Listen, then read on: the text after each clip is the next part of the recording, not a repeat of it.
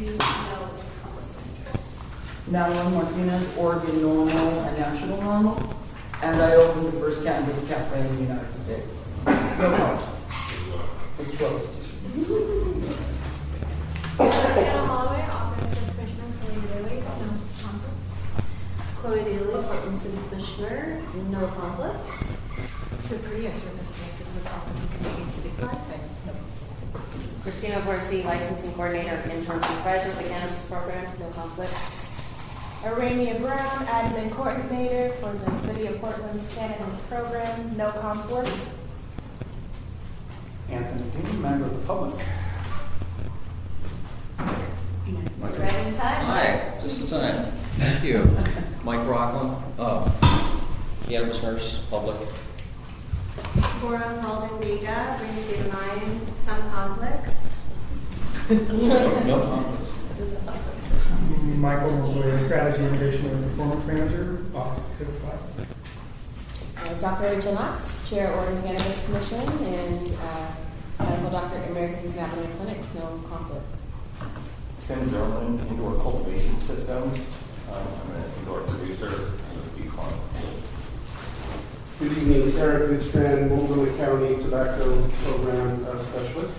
No conflict. Tia Uyoka, Policy Coordinator for the Cannabis Program, City of Portland, no conflicts.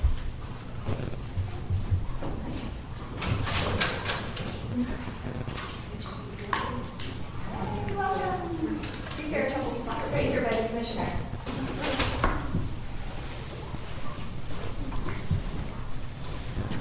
We would like you to settle in before you introduce yourself, but we got to jump right in, so.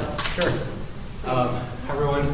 My name is Shay Fleury-Bedeen. I'm the Entrepreneurship and Community Economic Development Manager at Prosper Portland. New there. Up until 3 months ago, I was the director over at the Portland Mercado in Southeast Portland.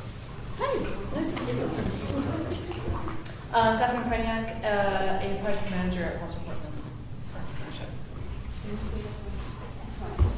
So tonight we'd like to welcome Commissioner Daly, and thank you for joining us. We had a chance to dig in last month over our annual report, and tonight we're glad to have the time with you to ask you your feedback, input on suggestions and recommendations for everything. Cool. Well, good evening, everyone. Thanks for having me. I read academics in general, but I think CPOT might be my favorite. I want to first of all thank everyone for giving their time and expertise to this body. And I guess I will just dive right in. First, I want to say that this is my fourth budget cycle. In my first budget cycle, I believe the mayor's proposed budget was giving all of the cannabis dollars to police and PBOT.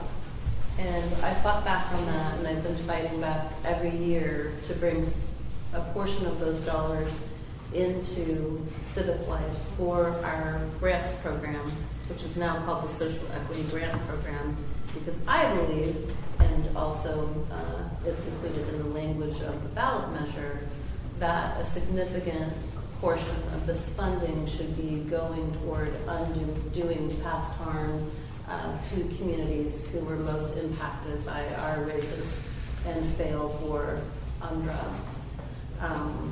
I'm pleased that we've been able to achieve that. I am not pleased with the portion of funding that's been going to the Police Bureau for the past 3 years, which has simply supplanted existing budget dollars and hasn't led to a single minute increased enforcement.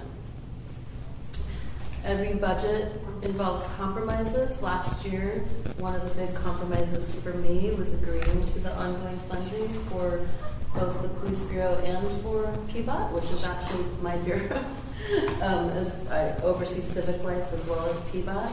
I would strongly prefer that most or all of the dollars come into civic life and that there's a competitive grant process for all of them, but that didn't happen last year. It is unlikely to happen this year, but I'm still going to be fighting for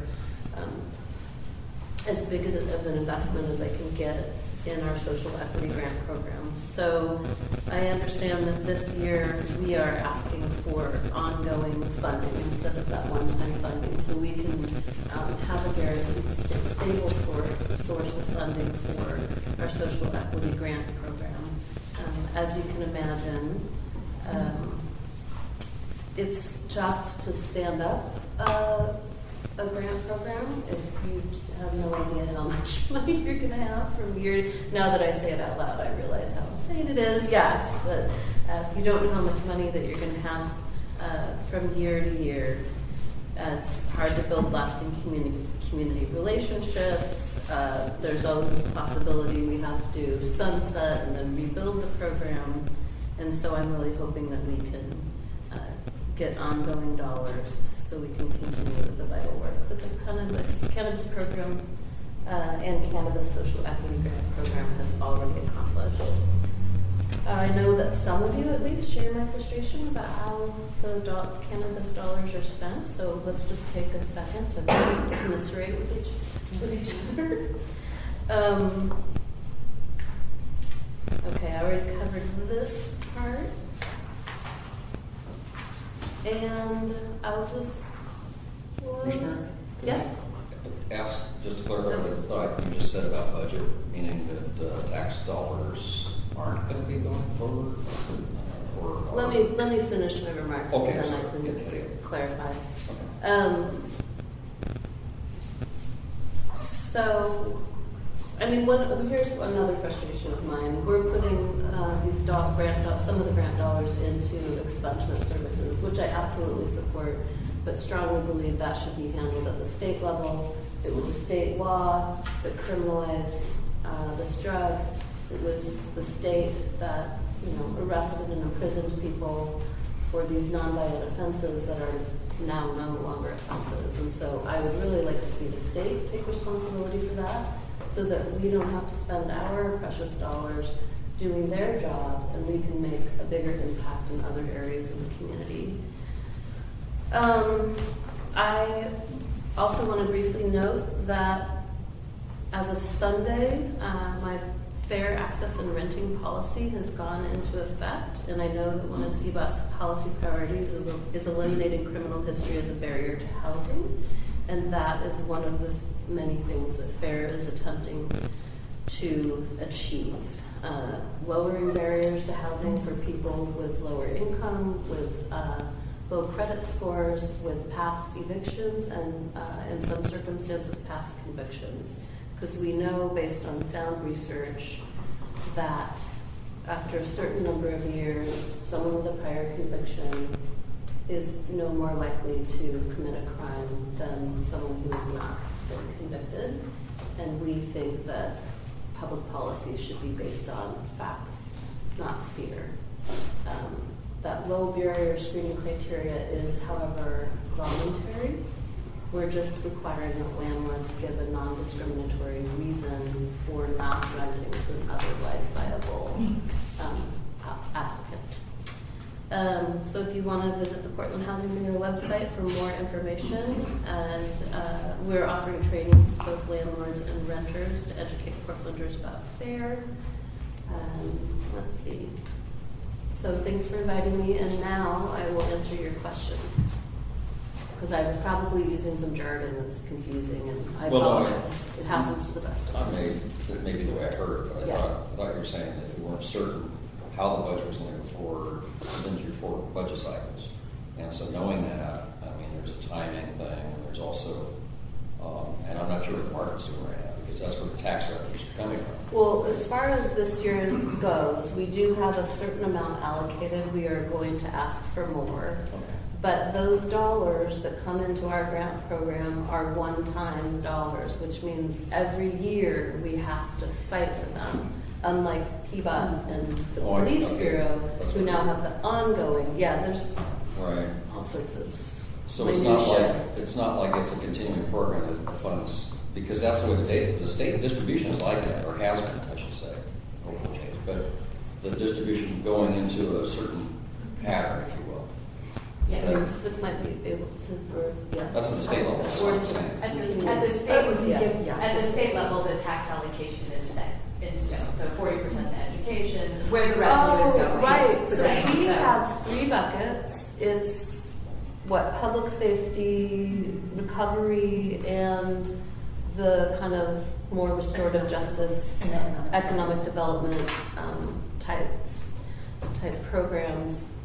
But there wasn't a set amount allocated to any. And now we've had the police and PBOT kind of grab a certain share, and we want ongoing dollars as well. So we just at least have a baseline for our grant program. I was at the community hearings when this was being discussed years ago now. At the time, there was no conversation about only 2 of those buckets receiving permanent ongoing distribution. How did that happen? When did that happen? This is news to me. I think it happened in the last budget cycle, right? And it's one of those things that council can choose to do. There were a lot of fights in the budget last year, and I think, every budget you just try to get as close to what you want as possible, and at some point you have to make a compromise. So I'm really not thrilled with this, and I'm going to be very vocal about how the police are using those dollars in their next fiscal year budget. Because my only justification for giving money to police was that, well, if we have a new legal intoxicant, people may be using it and driving. Therefore, it's legitimate that police may need more funding to do training on how to recognize signs of intoxication. Do we call it intoxication? Yeah, except Okay. for you don't need more training to identify cannabis intoxication. Right. It's the same. Right. It's a DRE. Or I think what many people assumed is that there would be more motors on the ground. Yeah. All they did was take the dollars that they got from the tax, supplant existing dollars and spend those dollars on God knows what. Now they're finally coming around, because traffic fatalities and serious injuries are on the rise, and I've been talking about the need for enforcement. They are coming around to possibly investing more in enforcement, but I have to say at this point, I'm not comfortable with the police increasing enforcement without a real What's their basis for public that? process. Yeah, I mean, first of all, as far as intoxicants go, alcohol's number 1, it's always the number 1, it's number 1 killer dictionary. So that's top of the list, except for nicotine. Those are the 2 worst drugs. So those drugs, and the only one that the state police is really interested in is alcohol. Well, it's not like they're targeting drivers. I mean, Right. my thing is, if someone's driving high, they're probably driving 15 miles an hour and they're not going. There's also a lot of poly drugs, so you get this, Yeah. that's what their drugs So are. it's Cannabis, could be part of that. Yeah, it's Problem. not, there was that language about training to recognize signs, but other than that, it would just be a general increase in enforcement.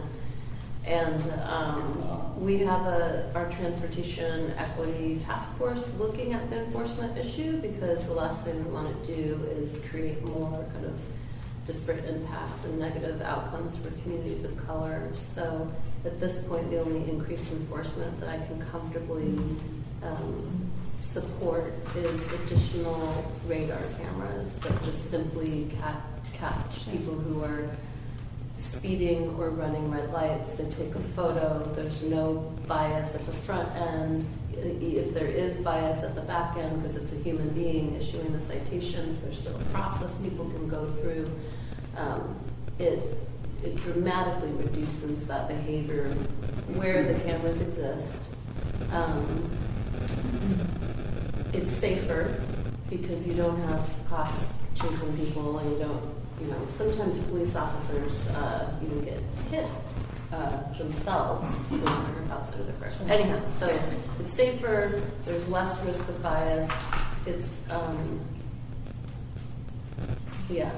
I have other additional budget questions. So from the state marijuana fund, 15% already goes to law enforcement, and then another 10% goes to cities or municipalities that allow operators. So that would be Portland. So how is that money being distributed? And why would law enforcement need more in addition to what they're already getting from the state? And then you also mentioned that we don't know how people are using it. And I know with the Cannabis Commission, we talked about even having an audit done on the 2015-10-10 5 camp too, because these funds are consumer generated. Yeah. Right? We only have as many people are spending their money on it. And so in my opinion, we have a duty to serve the folks who are building this fund.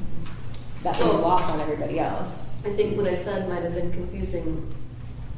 The police bureau supplanted existing dollars with cannabis dollars. So Right. technically those cannabis dollars went to traffic enforcement. However, the dollars they supplanted, I don't know where those dollars go. So that feels To me, it is sneaky. To me, that's not a movement. It's still not being transparent. From our commission, my vice chair and I have been talking a lot about formally recommending an audit of where that money's going at the state level.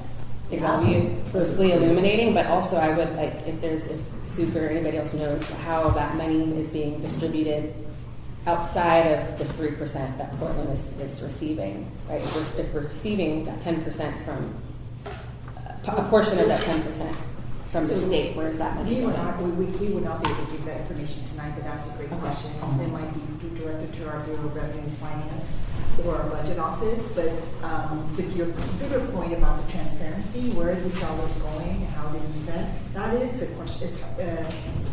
There's no clear, easy answer, and there should be. So we're still struggling with that as a city. Thank you.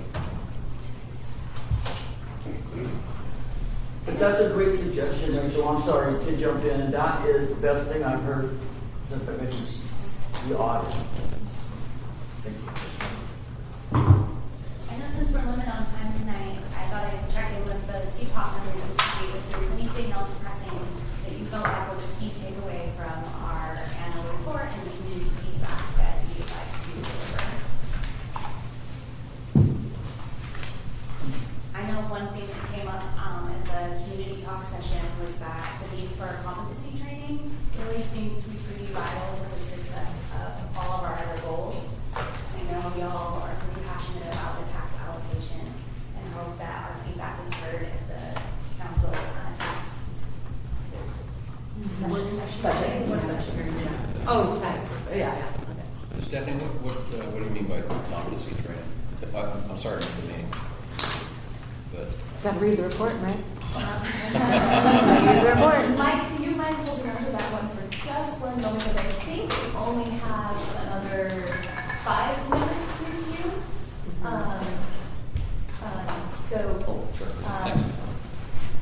I think what Stephanie was inviting was, I think the group would like to invite Hannah. Hello, nice to meet you too.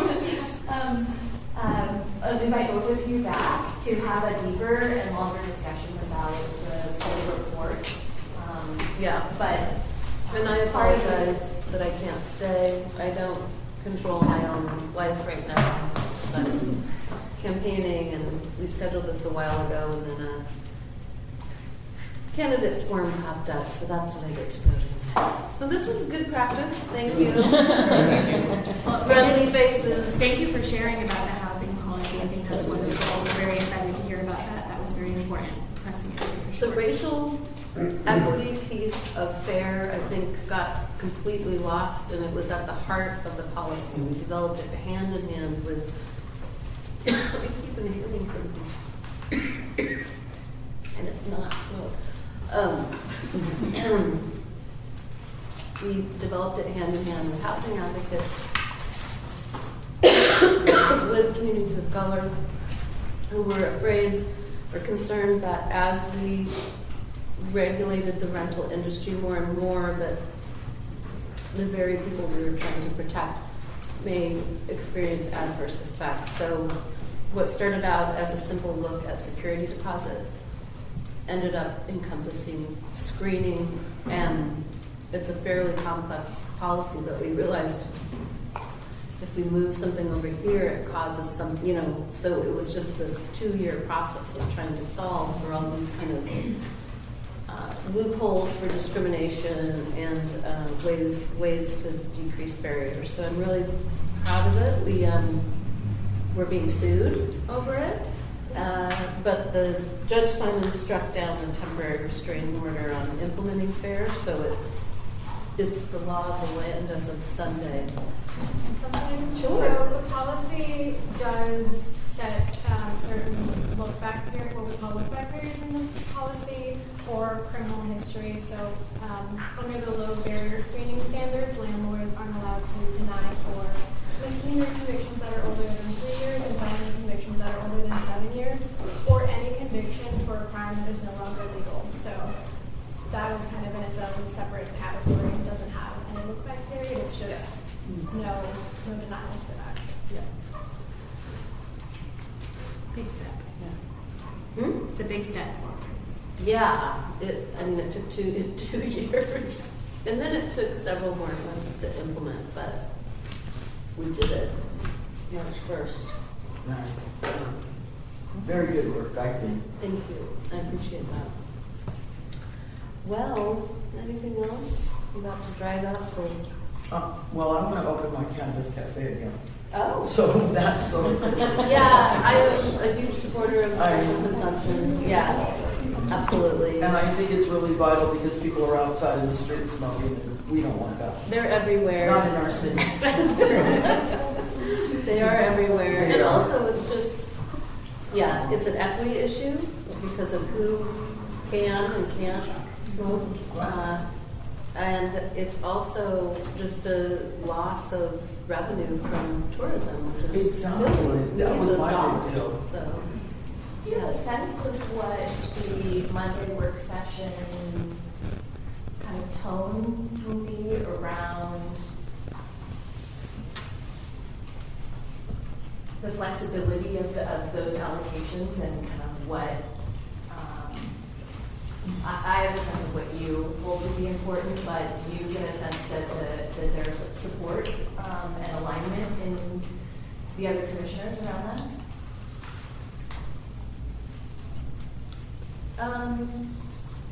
Well, the mayor has the police bureau and Prosper. I believe I will have a close ally in Commissioner Hardesty. And Commissioner Fritz, it's sometimes hard to know, but she really is a stickler for ballot measure language. And if she doesn't feel like we are, following the language to the letter and the law and the spirit, she'll let us know. Beyond that, I'm not sure. There's only 4 of us, so. All right, I gotta go. Thanks, everybody. Thank you. And I also love the work that Prosper is doing. I know. Yeah, they're great. Stranger danger. Yes. Don't want to leave that out. Oh, I don't know what I called. What are you? Thanks, everybody. Using Hannah too. Yes, and I will be back. I'll work with Community to come back and dig in more researchers. Thank you for having me us briefly. Did you? Do you want to do it? I'm sure everybody's invited to something. You should come to the table. I don't know if it was a good idea.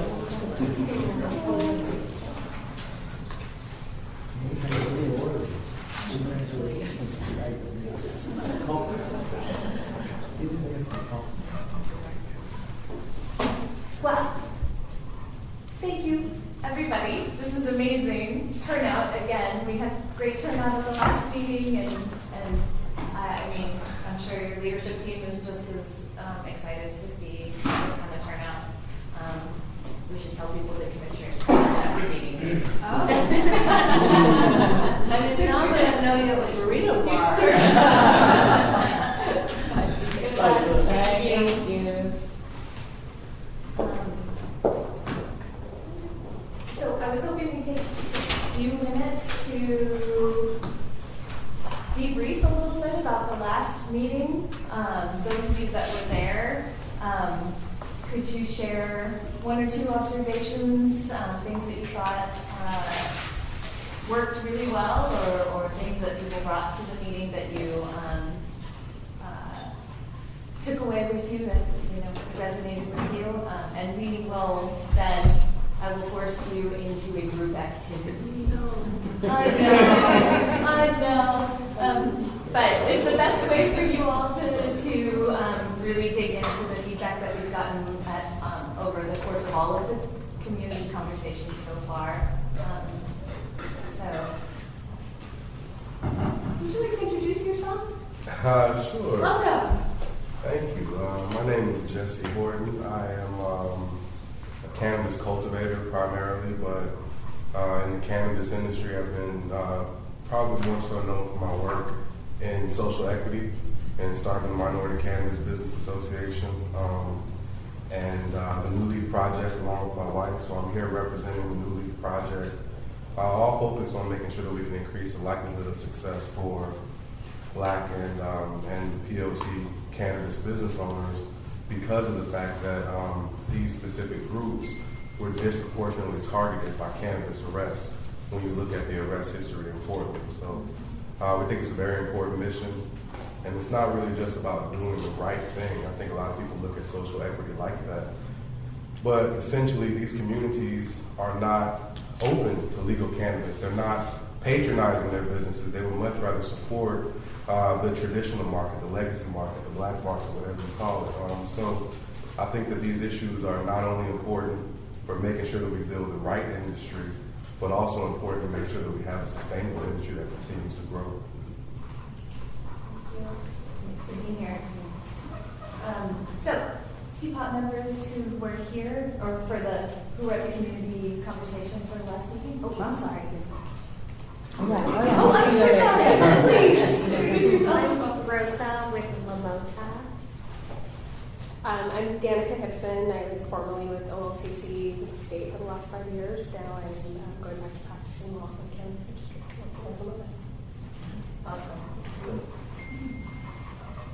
Okay, now. I mean, I can start. I think two things that stood out for me was almost everyone from the community at the table wanted more education. And by education, they wanted the state to basically present the truths of marijuana as an industry and how it functions. Even things as simple as, I think you kind of mentioned that Colorado did something similar, the state of Colorado. So people were very interested in that. And also there was a lot of talk about business support, small business support, large business support, deregulating, finding ways for the cannabis market to survive and be more flexible. So those were two things that I thought we touched on in our report, but we didn't really dive in on. So I think those stood out to me.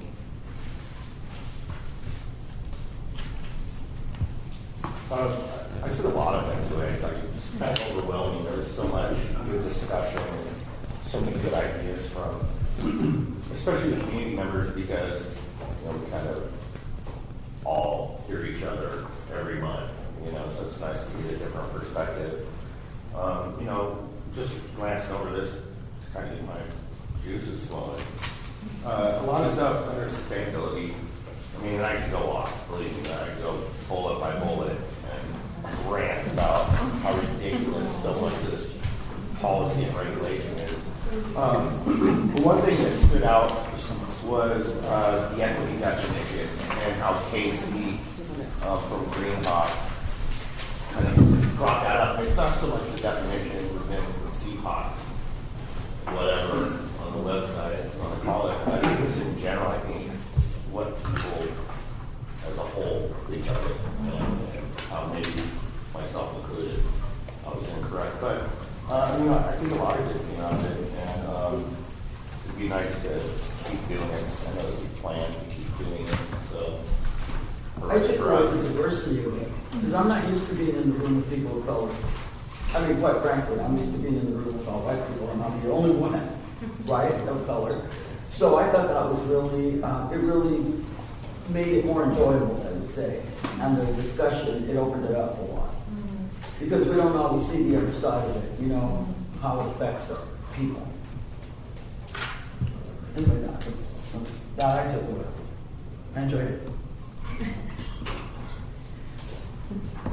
Well, thank you. If you will indulge me. I need you to split into 4 groups. I would prefer not to count you off. So if you could gather around the room in somewhat equal amounts in near one of the 4 areas.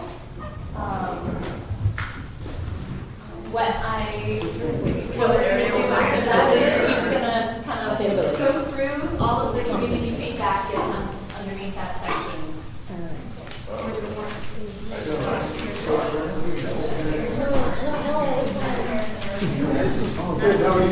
I'll decide after Coffee does some magic.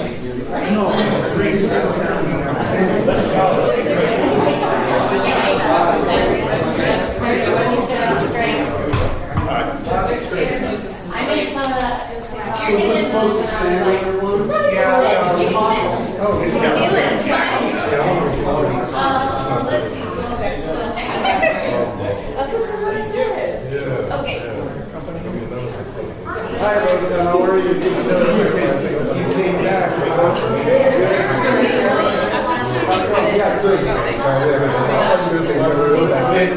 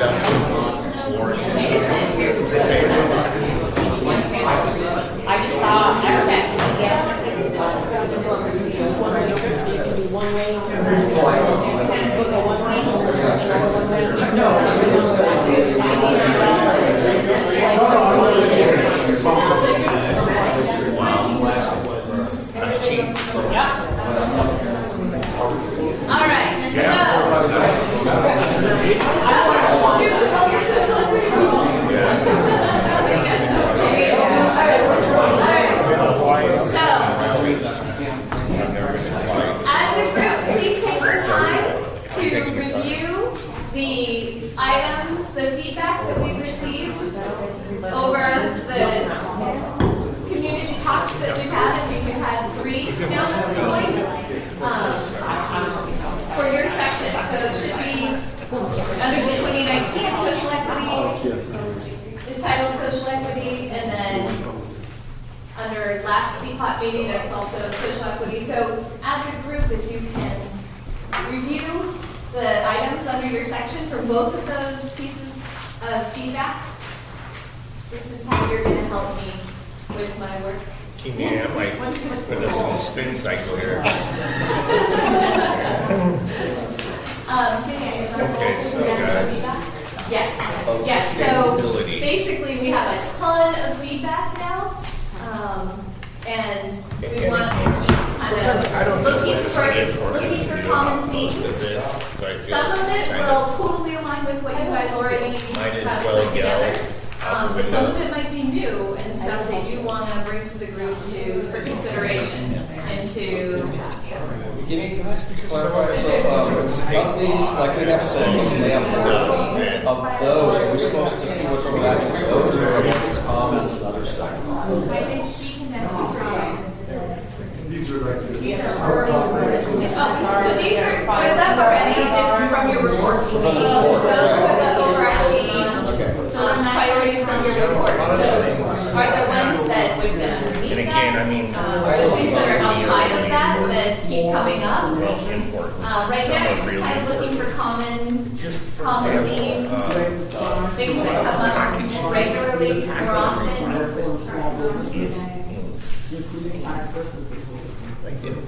That's something that there was a plastic bag ban in Portland, right? Long before the state started doing it. I don't think they ever did it, but then now they got it down there, right? They're pretty up by that, whatever. Couldn't the Still from the last ban not just you know, and then that was kind of forcing it, and like, well, okay, well, then you lose those classes. It's like, yeah. but then you have to Okay, so there wasn't a plastic bag ban prior to the state regulation. It was,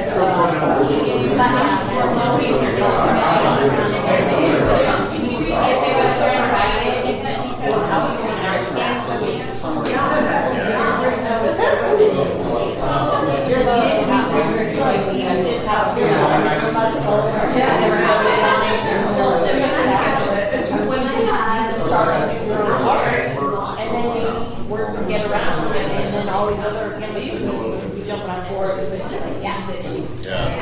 I thought there was like, I thought we were allowed to get plastic bags in Portland.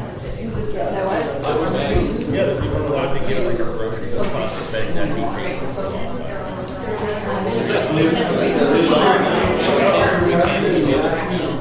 They did it as a pilot, and then it like went away. So I'm trying to make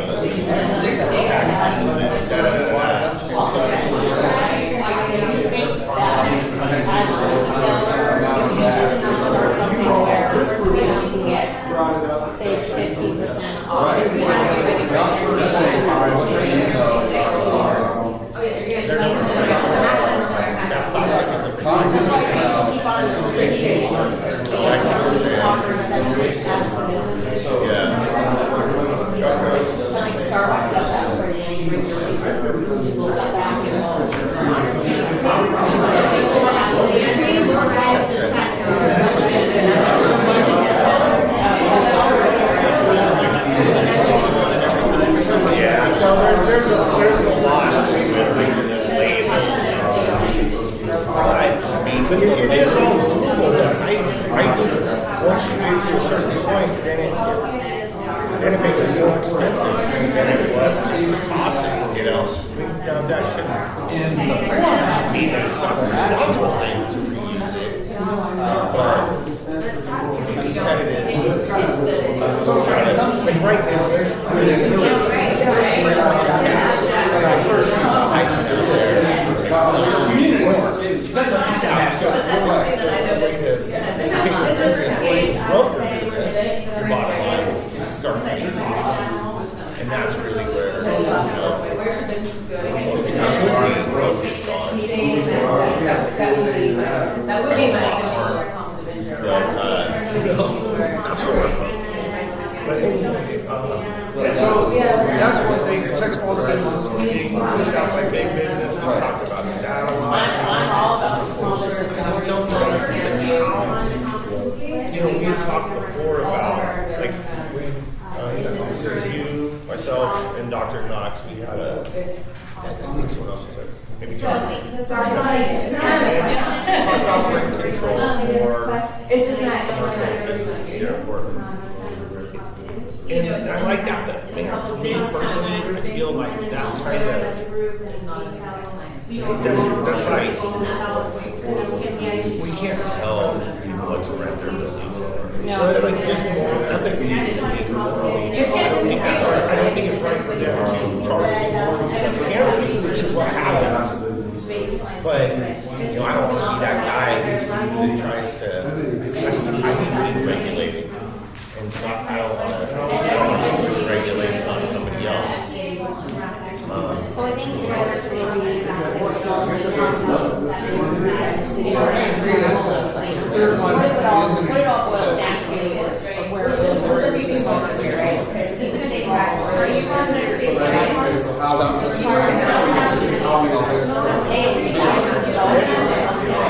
I agree that the third one is an aspect of the I also think that's include people defining health and public safety policies. That happened. I mean, different end result. But it was, we had to change our we had to stop building everything and just build one area and build it. Health and define health and public safety. Across my house. As well as the rest. Just as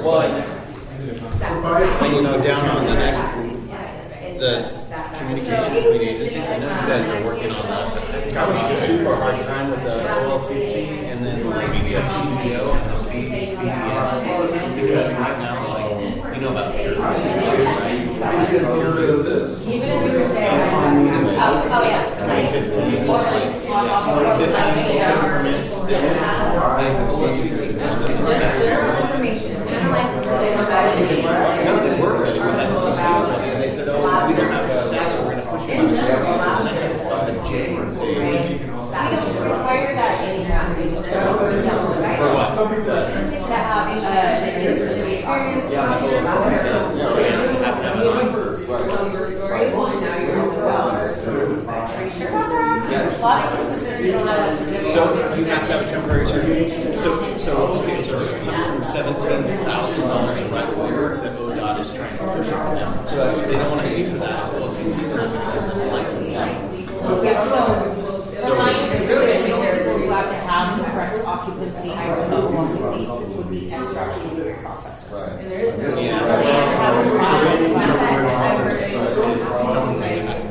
no. Right now for OLCC. So I'll let you get it. Thank you for bringing it. Because I thought that too. I would say there's. I thought that too, but if OLCC comes in and says you don't have occupancy, It was the city that was finding people. In the very beginning, require a final certificate of occupancy for all businesses across the board. And then when it came to from December 31st to January 1st, you're digging into more medical, and there's one that would be like, okay, you're businesses instead of forced to shut down because they weren't licensed by the city because of the backlog of PBS. So when we did a code change in what dealt with that occupancy for everybody except for producers and processors. well, I can show you the OLCC letter that says you have to have a true CO on a different line that we had this year. In that, Not not a TCO, doesn't work for us either. Yeah, full scope. So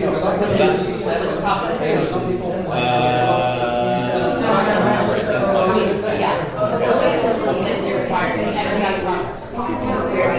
but I do agree that the having to do front-end road improvements is very burdensome on not just small businesses, but also large businesses. We're trying to, at one point, there was a conversation of asking the bond, to get over the other set of improvements, because actually, if you don't have that agency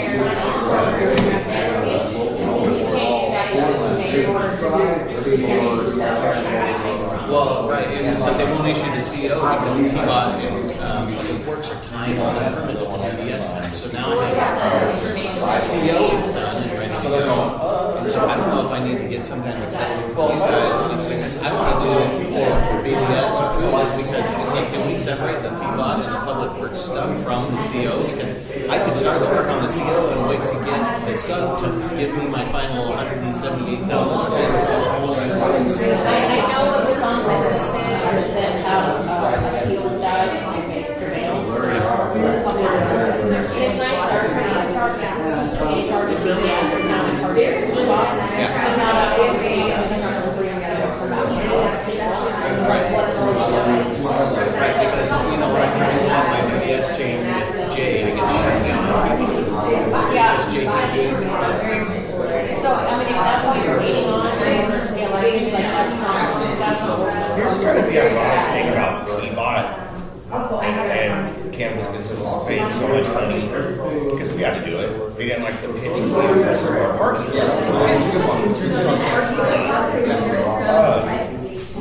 Regular. They are taking all this revenue that's generated by cannabis businesses. And I know this is a brand, but why not use some of that money to make these improvements to the front of cannabis businesses? You know, it's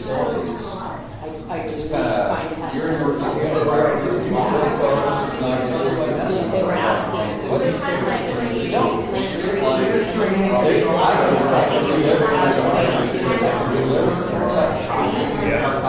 And they thought we had a lot of money. And then I also feel like when he said this to Jay, that some of the reviewers didn't agree. Can agree.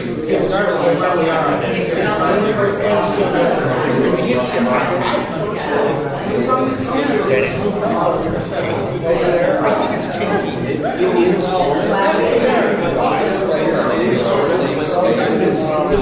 Okay, so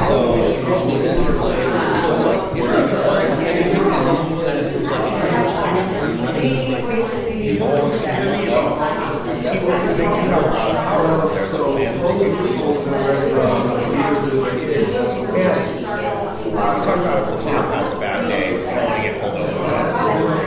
It's the same way over there. If someone's having a bad day, they just have to play along.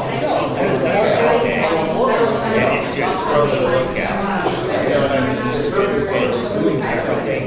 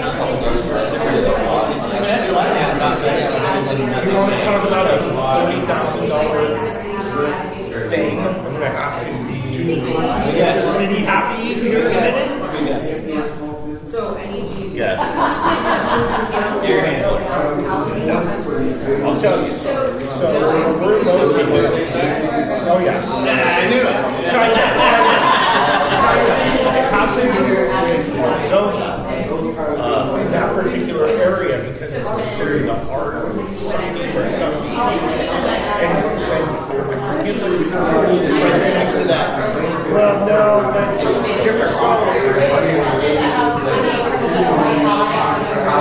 Yeah, and I have that down. I kind of all towards the middle. What they do is they consider it by that. But no, Mine's right over there. they only allow me to take units on my roof. No, because of the area that it's in, the buildings, kind of what your size is. No, it's before it was. Well, I need 2 more units. So, what we're gonna have to do is we're gonna have to take 2 units down and replace it with 1, take 2 units down and replace. I mean, we got it figured out. No, I mean, I know. No, we're fine. We actually, because we've already got it. But my point is, just crazy things. We're a small business. Magically, 40 grand. So obviously, I got to love it. March and April, we start figuring up again. To generate enough revenue. Yeah, we've done another 40 grand to make some crazy, to participate in the madness, I feel. That's right. So I mean, so there are a lot of things that could be changed. That's not a BS review. They don't have a choice on that. So after the focus groups, we had people upper level, medium, everyone's thoughts. And there was supervisor patients from permitting studies and the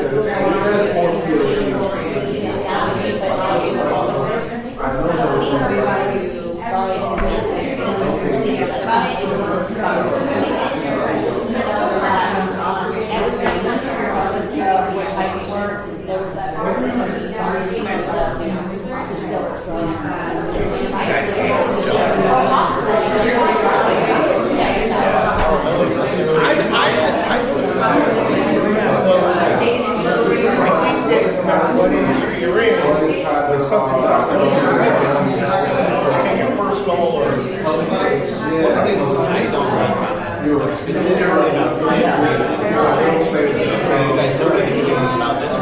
but there is a code that they can basically say, it's because I don't like, I can't remember what the code number is, but if you see a whole lot of this 1604 or something like that, you know that you just don't agree with the HVAC. I found that out. Oh, Thomas. That sounds like Thomas. It's one of those things that you see, if you're looking at a check sheet, and you see a bunch of those, you're like, well, it's a personal interpretation of the right? So you see somebody who used to work out in Intel, and they think that a clean room is the normal way that this environment should be done. They're not thinking that extraction is also espresso machines. It's not just making fucking conversations, right? There's a place in between where cannabis is Here's my thing about sustainability. It's not about my license. You guys gave me the banner, it's better. And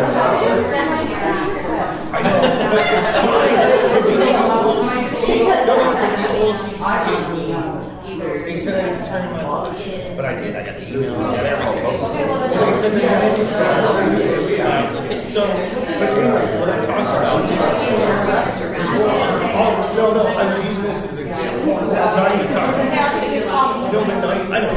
Well, I wasn't even sure when I saw it. Because it was also something like this. But so,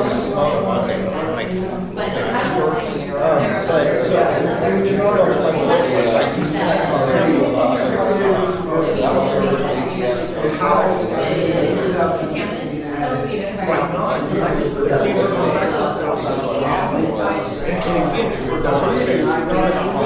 Why was that crazy?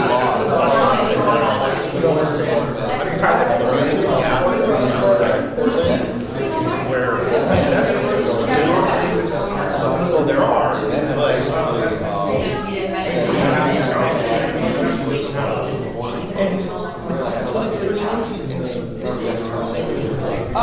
digital science is, we talked about it. Pretty soon it's gonna be all that. From my understanding, No, it's not. It's a sixth grade.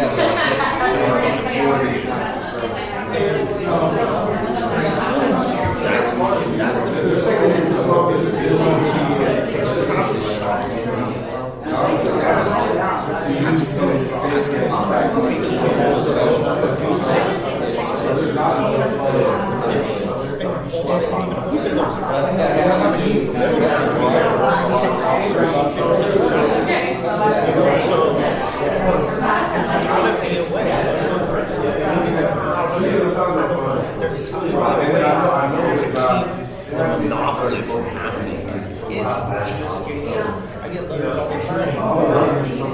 Investment looking to buy my business. I know everybody gets it. You know, see this year, contact. You can't smoke in the office. There's some Marriott. No, outside the It is. Oh, yeah. But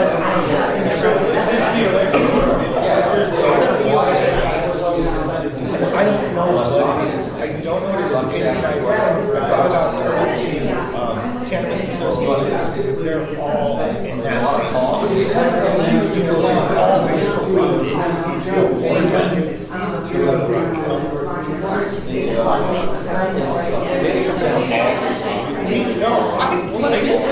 oh yeah.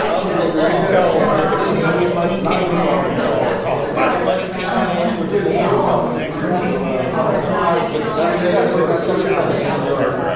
exactly. Those are the two very huge social he was one of the families. I think they were first were celebrating. Yeah, they will. You know how we did it? Here's the story. This is for real, man. So we all do and change and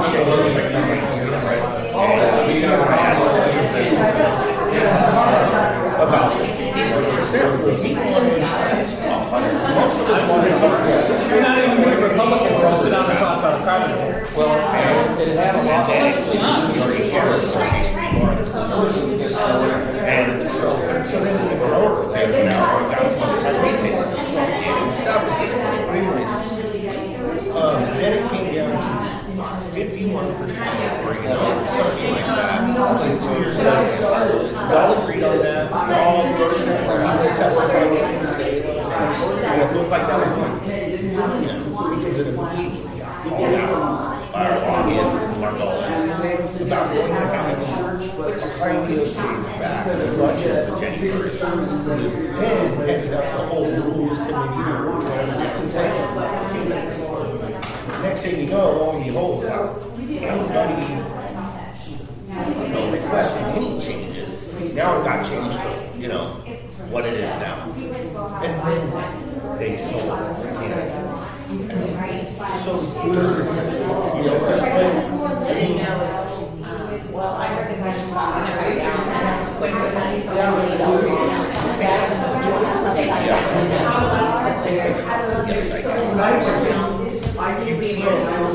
it's just that facade. No, I mean, a lot of them. You know, yeah. Profit. Eventually, you're not getting pockets from your investors, but eventually they're going to come take it over. You know, so that's I think talking about you know, they got a good system there. I don't really agree with them. I respect their game. You know, they're not out there gobbling up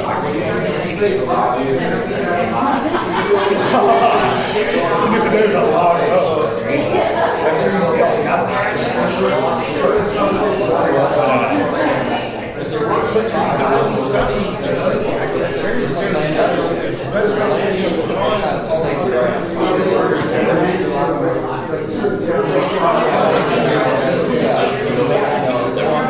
quite a few of us. We got resurrections, we got every license. Living in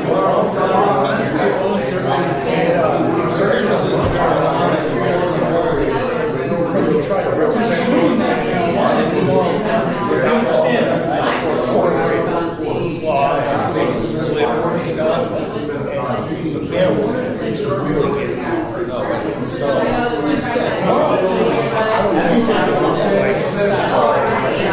changing the business landscape.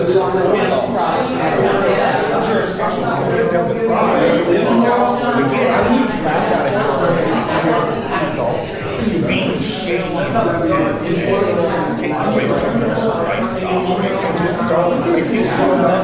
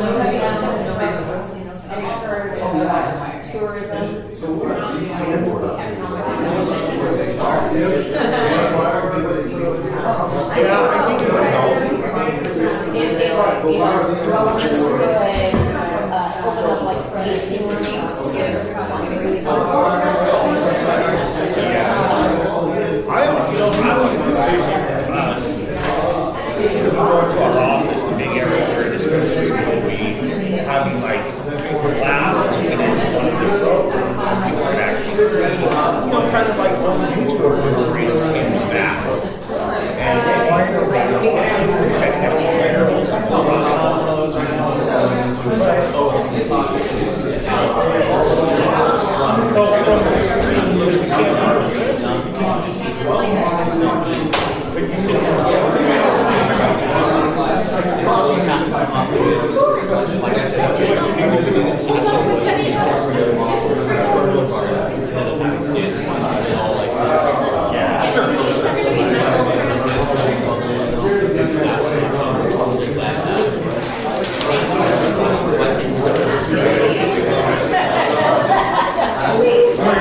I'll make some stuff up. For any new or common themes that you see in your sustainability. For any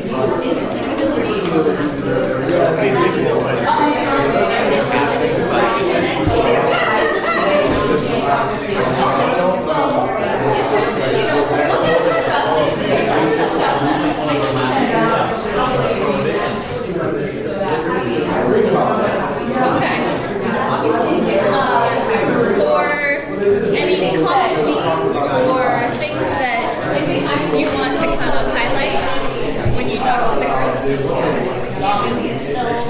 You don't have to use my stick away to level up. I agree. I think so too.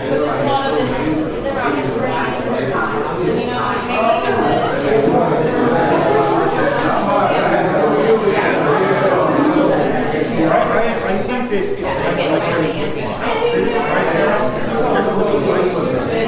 And the reason they with licenses is because there's a value in licenses because there's a lack of licenses.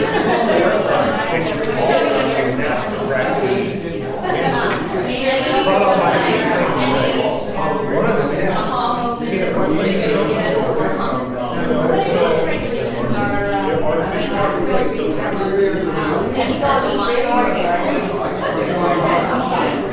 right on the outer border. I feel like I'm late to that game. Narrow these down, right? And so, like, what do we think right now? Over-regulation is still a problem. We want to focus on that. Well, I thought what we got out of all of our meetings with commissioners, they used to be more strategic. Yeah, and I know that one of the things that we're running a lot of small business.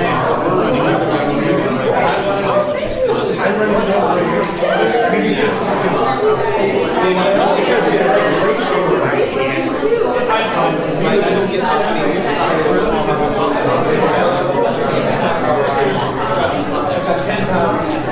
When I run into a lot of imagine you have a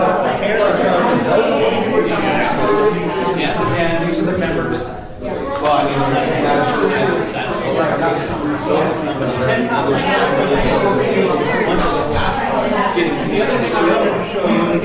I don't run into the same problem you do, which is other companies coming in and buying out all the stuff and talking about any background of that.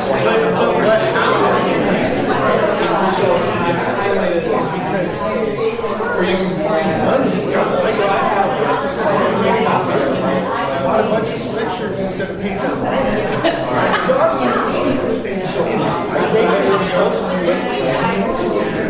Thank you for this.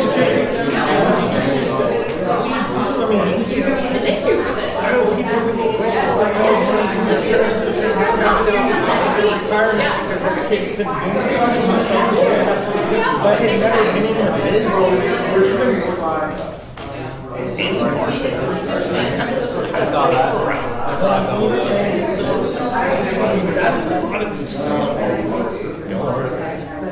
Keep finding them now, or whomever, like Florida. But, so, I mean, the cannabis industry did this stuff, so a lot of it frustrating, but now we gotta work around.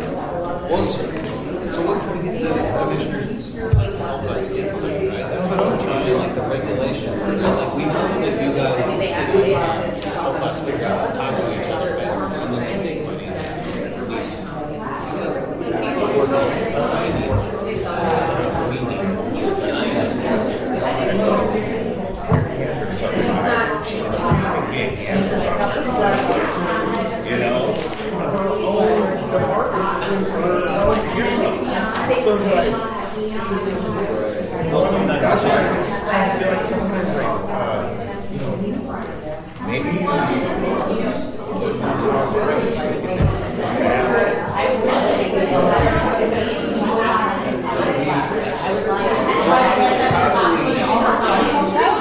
So if they're not talking to the city, and they're not talking to, who are they talking to? It's all their problems. So we used to have them share all this information with us, and then it got to the point where they actually were listening to the systems technology. And then they're like, well, we don't have to have this on us, so we don't have information. Because other jurisdictions are putting out where they need to, and they want us to just we don't have to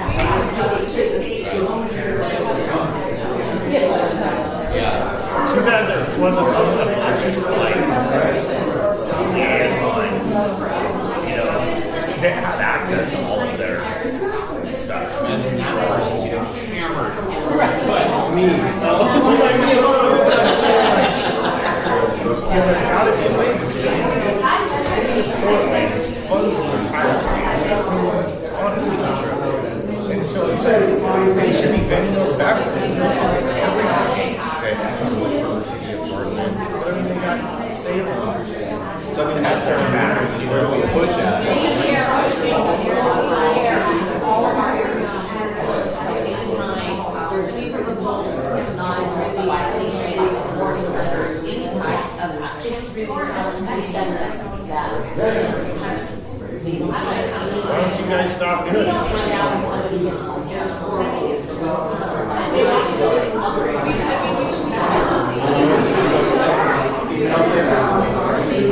So you find out the same day I do. It's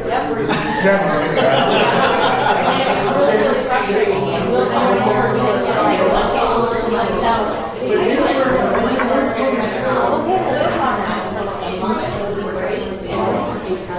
Every time one of those comes out and it shows the reason, I print those out and the producer ones, and then go through and see if we have any of those. Yeah, that's smart. I mean, really, because and so much to interpretation. I mean, they can bro, I guarantee I can count some people.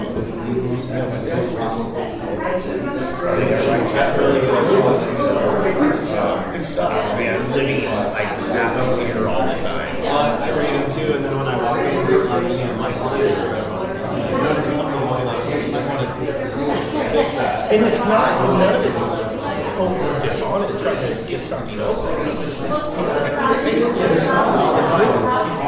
Sure, some people I get over, but technically, our business is not as much. We don't have as many plans.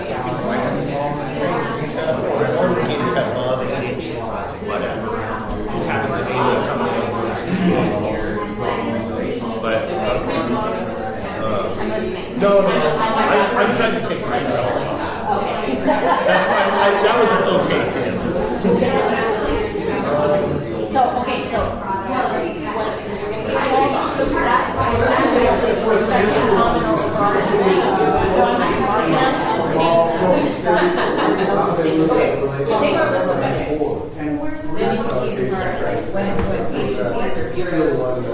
There's actually quite a lot of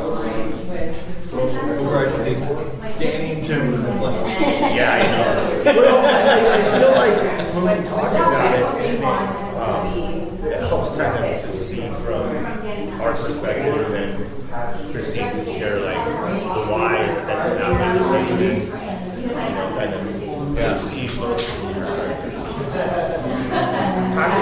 so if they were numbered down, it'd be easier. so I did so far we're going to discuss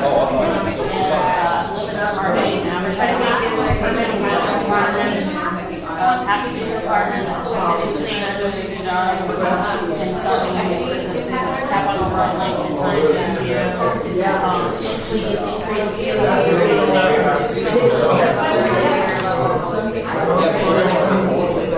See, that's the thing. Their topper, hope it becomes less regulated.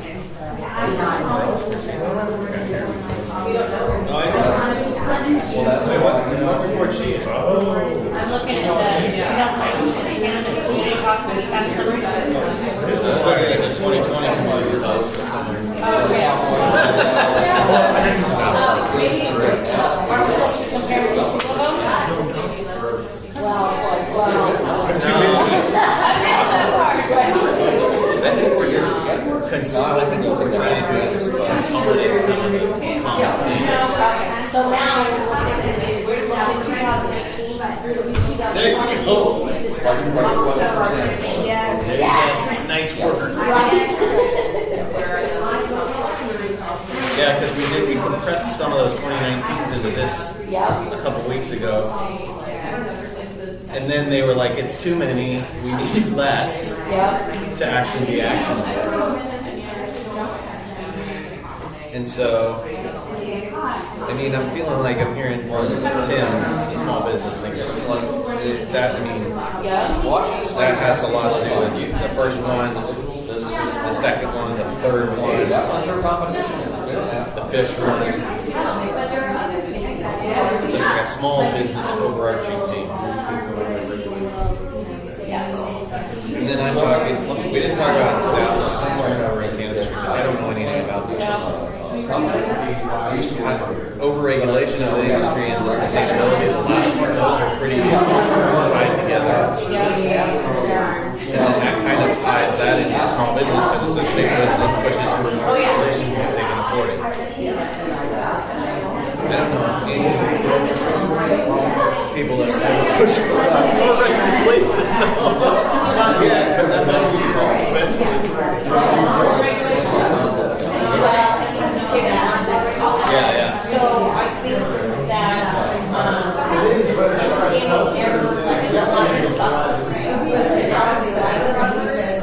and some do it, some don't.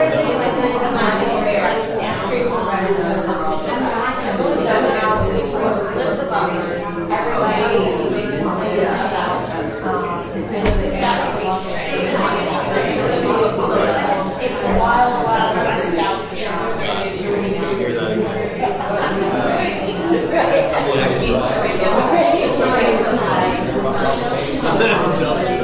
Well, you know, I mean, there's something to be talked about on that point, actually, because of the social consumption thing that you talked about. Because a lot of times everyone knows how bars are closed, but you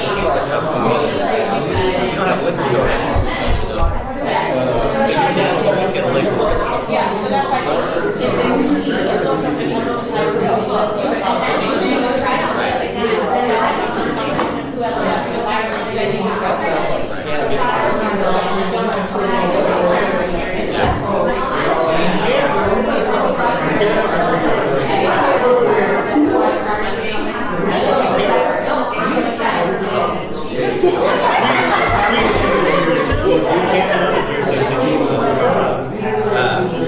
Which is interesting.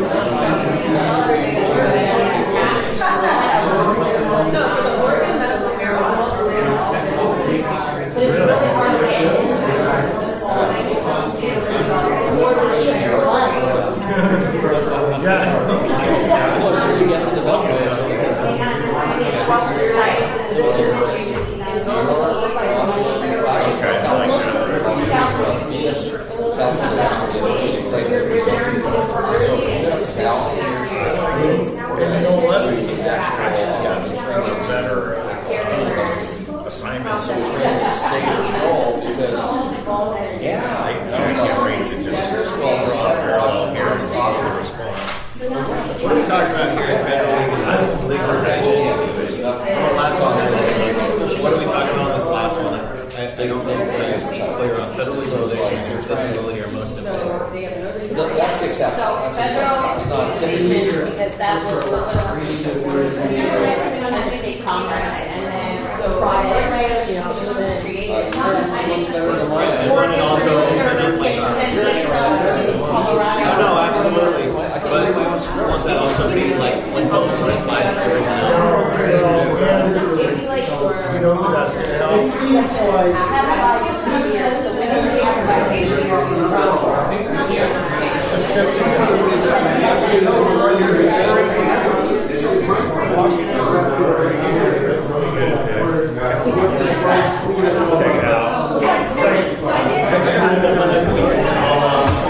Check out, just and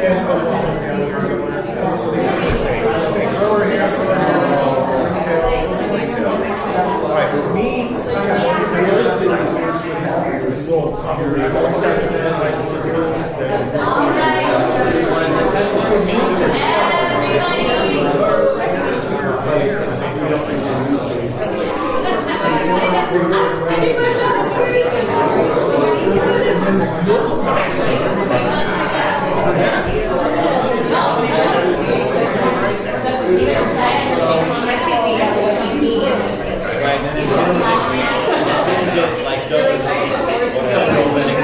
right away, it's when they wrote it.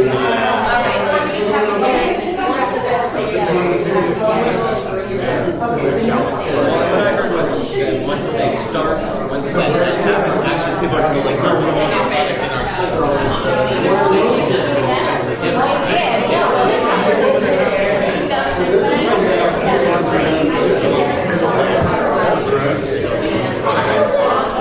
in our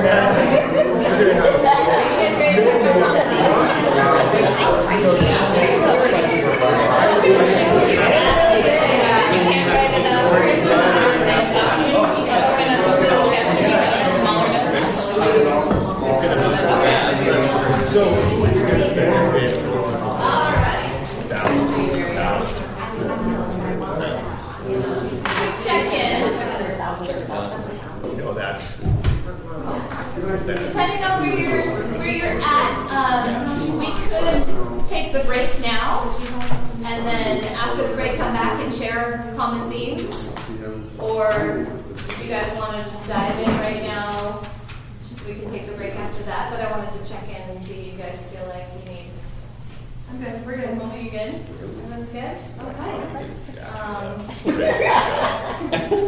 Well, maybe since research is the smallest. Start with talking about. So, what I was thinking we could do is go around to each group, share some of the common themes, things that mostly align with what you already had up here, or new things that generated conversation, or any sort of kind of aha, maybe we should restructure this whole section or how we think about it. Those sorts of things that came up in the conversation. So, do you, Dr. Knox, would you mind talking about? I'll put it up. Give you a little.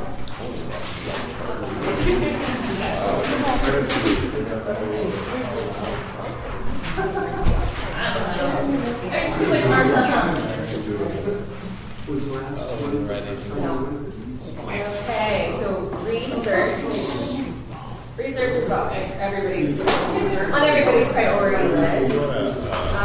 And in our conversation, we determined that we don't really know what people mean when we say research, but what? And we have a tendency to hyper-focus research on medicinal use, and even if within that bucket, what would be a priority for us? CPOT recommend to the city, so we just decided to write down all the buckets beyond medicinal use where we need more information. So on our short list here, it's kind of long actually, we have medicinal use, so researching medicinal use, researching the pharmacology of cannabis to include potency, serving size, and the safety profile of the certain potencies or serving sizes.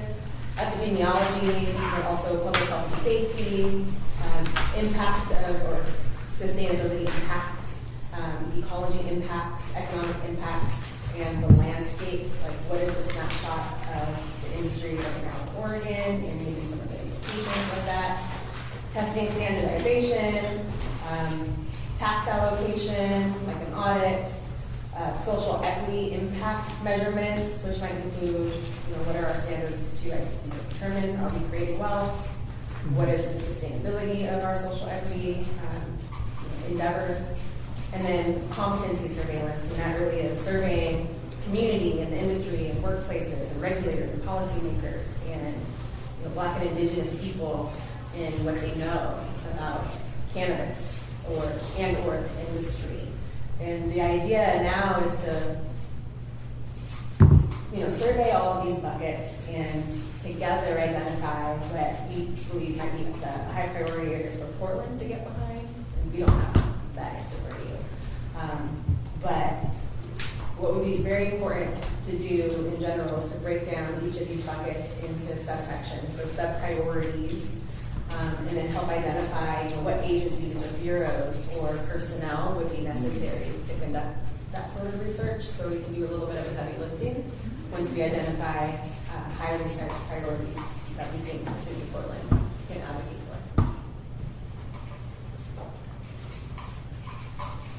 So maybe Jan's getting into all those. I see a couple that jump out at me, like medical use and social equity, and tax allocation, those three things. To me, when I look at it, it's kind of what we talked about tonight a little bit, and getting the money, the funding, that tax allocation. Well, I think one of the things that the group talked about too was, as a city advocating for research into, studying the pharmacology of medicinal use is something that's, feasible at the city level, but that there may be opportunities within the city or city policy or partnering with Prosper or talking about how we're utilizing funds to, like the market study, that's investing, city could be investing funds towards some of these research components. So, can you remind me what Prosper is? It's the Economic Development Agency for the city of Portland. Okay. It used to be called Portland Development Commission. Okay. Thank you.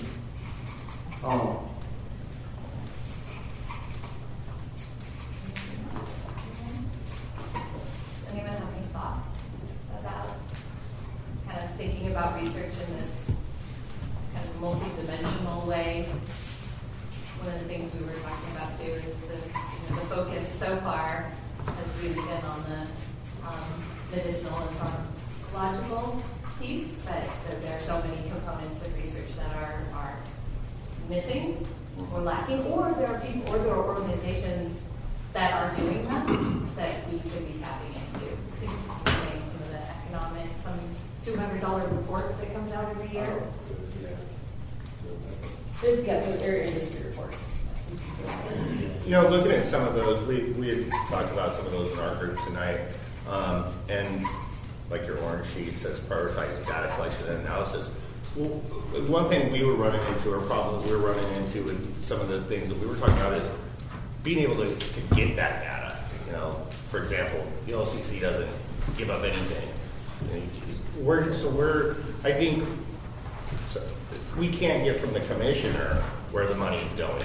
So we can't get someone who sits on the budget committee to tell us where money's going and what it's being used for. The data collection and analysis of certain things, it's like, there's a lot of things, there's a lot of areas where just constantly hitting dead ends. I think, some of that stuff, I wouldn't know where to look, but I'm sure that you guys could. But we've been talking since day one about being able to get numbers and certain parts, types of information.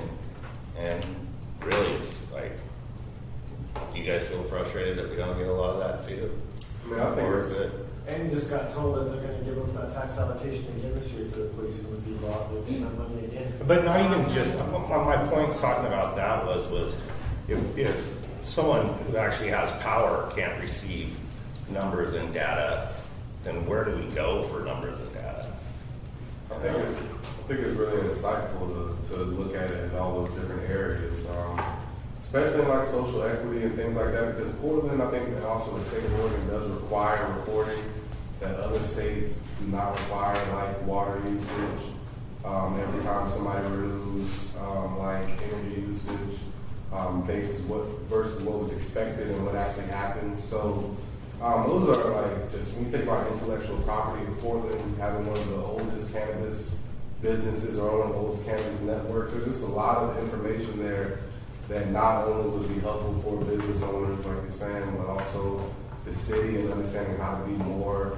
I don't even know if we know how many social equity or how many black-owned cannabis businesses there are in the city of Portland. So I mean, I think those are things that we could very well know if we put effort into gathering that data, and it could benefit us and help us to spend less money in making an impact in these areas, and we can do it in a way that's a little more conservative. Because the OLCC does collect a lot of information. I mean, we've talked about or wondered as a group, how many of these cannabis businesses are actually owned by Oregonians? How many of them are actually, everyone says they're Oregon business. Well, you got to be an Oregon business. You're licensed. Yeah, you can't be a California business operator up here. But your investment comes from California or wherever. So I mean, and the OLCC has all of that information.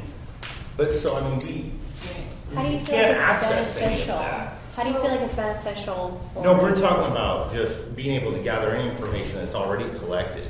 So the OLCC, as an example, the OLCC knows what percentage of ownership is. But they don't actually, though. That's the problem. They don't have a system that actually collects any of that data. They have information, but they have no. They They just have to have manually business look at structures. every single piece of paper that comes in. They don't collate any of that, so they cannot tell you minority owned, in state, out of state. And that was a legislative decision to allow out-of-state money, which was obviously a bad decision for the state. Oh yeah, terrible. But we can recommend that change. Yeah. Yes, Right? yeah, I think So that's great. identify barriers and how we can recommend. But I think OLCC should be collecting that data. yeah. Or maybe OHA should also be collecting that data. Or when they do collect it, put it somewhere where it can be sorted and found. Yes. But how would it be beneficial?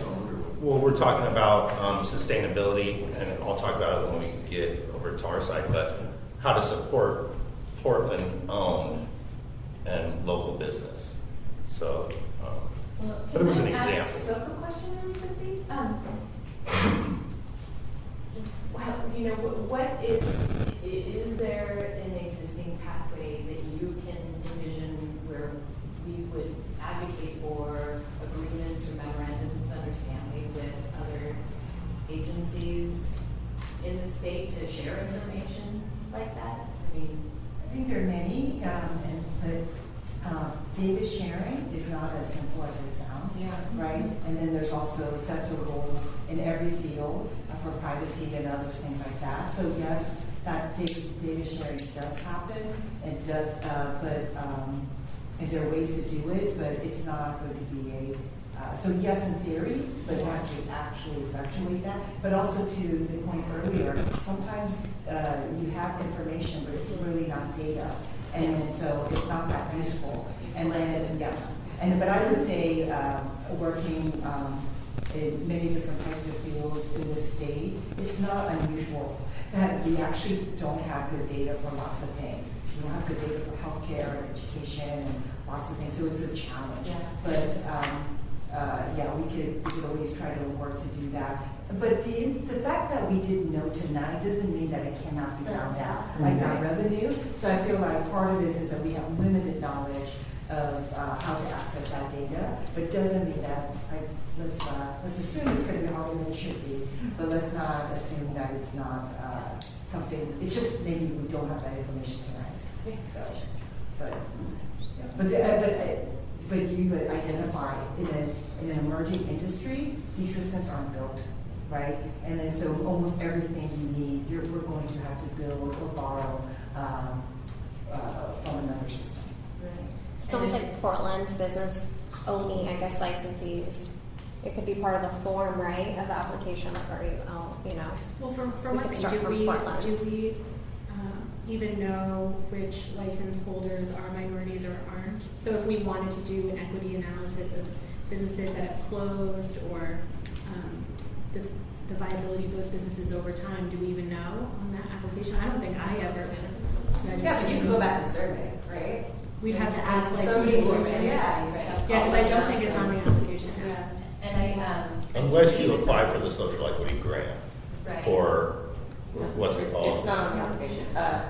So in the beginning of the program, we did put out a survey asking just what neighborhood they were from, their ethnicity, their income. They weren't required to fill anything out, but it's something that we put with the application process. It's something that we put again at licensing and then again in the inspection. And there was a lot of businesses that didn't want to disclose that type of information.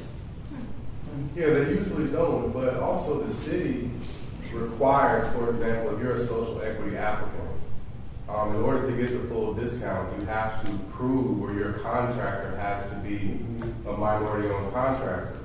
But the city knows very well in Prosper Portland that a lot of times people don't want to do that. So I mean, that shouldn't be a requirement at the city level in order to get that social equity, or in order to get the discount. I say that I think that there needs to be a way for cannabis businesses to be able to identify as minority-owned businesses the same way that contractor can. Like, it shouldn't be that we have no access to be able to identify as the business being minority-owned. Catherine had a great idea around that with the Mercatus. Yeah, so I think you're talking about COVID certified firms. So there's a state certification, right? It's a really, it's usually construction contractors will do this because you can, if you're a COVID certified, meaning that you are a woman-owned, minority-owned, or emerging small business, you can go through a certification process. It's really onerous. I tried to go through it, You've got to prove but you a lot of can't things. really do it for cannabis. Because you have to prove where like money came from. You have to show bank records. We can't bank, especially in the beginning. Yeah. Now, yes, we can. So there are a lot of things that stand in your way as a cannabis business to be able to apply for that. Because I tried. Yeah, so what we have is, we have a colleague, Amanda, she runs, it's a directory and storage management platform for entrepreneurs of color. And so we now have, I don't know, like 400 or 700? Wow, 500? Entrepreneurs listed on the directory, we publish a magazine every year. And so I believe the idea is that we're going to actually start filtering out by specific like industries that people keep looking for. So often people are like, hey, where do I source my catering? Who do I get? Like, they're not going to get like sometimes they would if they're going to get large contracts, but it's prohibited. So we're trying to build like a directory and then trying to start theming it. But again, people have to go. It's really easy to sign up, but people have to know about it and go do it. What is it called? Mercatus, MERCATUS, so it's mercatuspdx.com. And then we do something called Mind Pools Market twice a year, if anyone's ever heard of that. So it's a huge market. It's entrepreneurs of color. There's also often wellness practitioners. There are, people selling products. We do one in November and one in June coming up. And yeah. So that was one of the things Catherine was saying is maybe that could be something that we ultimately adjust within our program for the social equity, fee reduction, or encourage that to be used more broadly within the city or the bureau as we can. I think that could really help too. We talked about a lot about how there's this stop in licensing, and how do we make sure that minorities who are trying to get licensed aren't held back by that process because they may not have been able to, get the income they needed to be able to license themselves in the beginning. And so I wonder if that could be a system we could use for that as well, because we were trying to figure out how do we identify those people who are trying to get licensed, who are being held back by this. I don't know if Mercatus is a good place for that. I think what we're trying to figure out with Mercatus, which is a little tricky, is we don't have a super rigorous process. People just kind of self-identify. We do a little bit of research on that, but it's not as rigorous as COVID. And Seattle does have something that's kind of similar, but it's different. But it's supposed to also function as this alternative. We have every industry has a different need. Like we have this need in the construction industry as well. So I will say you can search it now by sector. It's just kind of clunky. You can. It's clunky, but we're going to start, I think, doing like curated lists because it's not. There's a lot of the website is not perfect. It needs a lot of improvements, but we need resource and capacity to improve it. Just another thing on the application process. I think that at the city level it is onerous as well because even if you're from the target community that the city should be helping, that doesn't qualify you. You have to actually be arrested. You have to pay for a background check and you have to send that in. Then you have to prove that your contractor is from this list that we already know is very onerous to even get on. So you have to prove that as well. And then you have to turn in all your tax documents to show that you know that you're a small business. None of those things really target, I think, a lot of the things that we talk about within social equity as far as lower barriers and trying to figure out how to make sure people can get to this access or get to this help. Making sure that we're actually helping this target community specifically is not really there quite yet. Yeah, and we can, this is absolutely like the beginning of these conversations, but And one of the Kimmy, I'm sorry, I only mentioned that because if we did have some way of tracking that, we could have that data available. If you went through this social equity boom, we got all that data, but if it's not really targeted at the data that we're trying to collect, then that's going to hurt us. So if we can craft those programs, those things to determine what is the important data that we really want, that y'all are kind of, there's a number of amazing things there, then we can kind of figure out, like she was saying, what really matters. I mean, do we need that? How's that going to help? And I think that one right there, getting that data in the social equity program would help for the cause, but also would help us to grab that data. Yeah, I like that because that is something that community life can control. As far as it's as easy as sending out, even if it were a voluntary sheet or information when you turn in your license. And perhaps say But you could why ask you're certain sending the questions. sheet. I think if you don't say why you're sending it, people won't fill it out. So just say why. Yeah, I mean, Say why. It's sketched out in the beginning. but shouldn't it be a question of you let them know it's about diversity, Yeah. equity, We're trying to social? see- I mean, explain that to them, and then they'll be less apprehensive Exactly. about And then answering. people will participate because if they don't know what they're studying, like people don't want to. Well, I mean, there's the participation angle, but there's also the data entry angle that we're failing at too. I mean, you get all this data, it's all sitting out there. OLCC has it all, but then they say we don't have anybody to actually turn this into meaningful data, so it's useless. It's like a total pointless thing unless we go, hey, let's give Office of Civic Engagement 3 more people to be data entry technicians. And at that point, you guys are asking for more money from the tax allocation, at which point everyone's fighting for that money so that they can do more public policing or whatever the heck's going, where that nobody can tell us where the money is. So yes, it's a frustrating point. Sorry. It's okay with you. Get fired up. Pause for a moment on research. I think that this is the first of a whole year's worth of conversations about what needs to evolve within the policy recommendations, and there are things that we as a program can regularly report out to you on, that we are learning as you guys have these conversations. So, if it's okay with you, or if it's okay if we can, I want to make sure that every group has a chance to. The next one's we're going to keep talking. Report out initially on what some of the common themes or trends or new. So I did write on the big paper because we really saw only one overarching theme, which was education. More broad education than I think we had discussed in our submission to the city. Even so far as we recommended changing number 4, I numbered them, so the top corner, cannabis workforce training and education, to just cannabis training and education.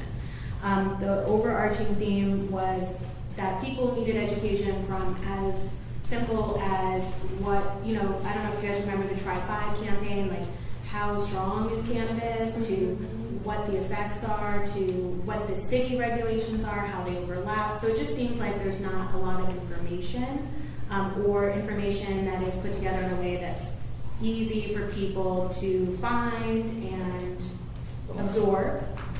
So there was a lot of conversation about how we could get that done, with maybe getting a city workbook together, go agency by agency, so CPOT, BDS, ONI, putting that together on how those overlap, OSHA.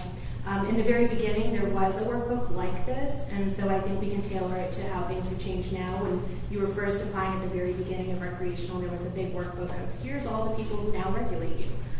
So maybe we can find a way to do that. There was also talk about taking the OLCC rules and regulations and breaking those down into a packet that we could do even as a group, as CPOT, and break that down for education-wise. What can people say about cannabis? Because everything people mentioned was, what can my bud tender say?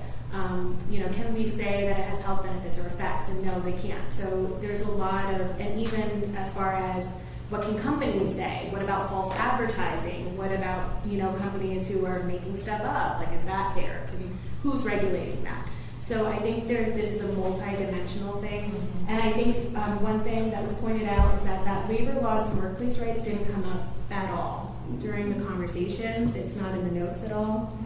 And the only thing we were missing, again, was that general, like people went as far as they would like education put out by the city on cannabis criminalization, the history of social equity issues in cannabis, and that extended into like a guideline of where were we, what happened, what was the war on drugs, like really owning that and putting that forward to the community, and then taking that even a step further to turning that into a way to educate agencies to get rid of cannabis bigotry.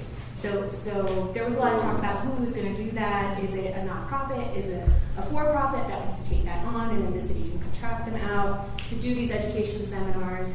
Very interesting. I do think it's within the purview of being funded by the tax regulations that are there. I do think it's very important for the agencies, and we all discuss that's very important for the agencies to understand why we even discuss social equity, why it matters, what happened, because they don't know, and that stigma is still there.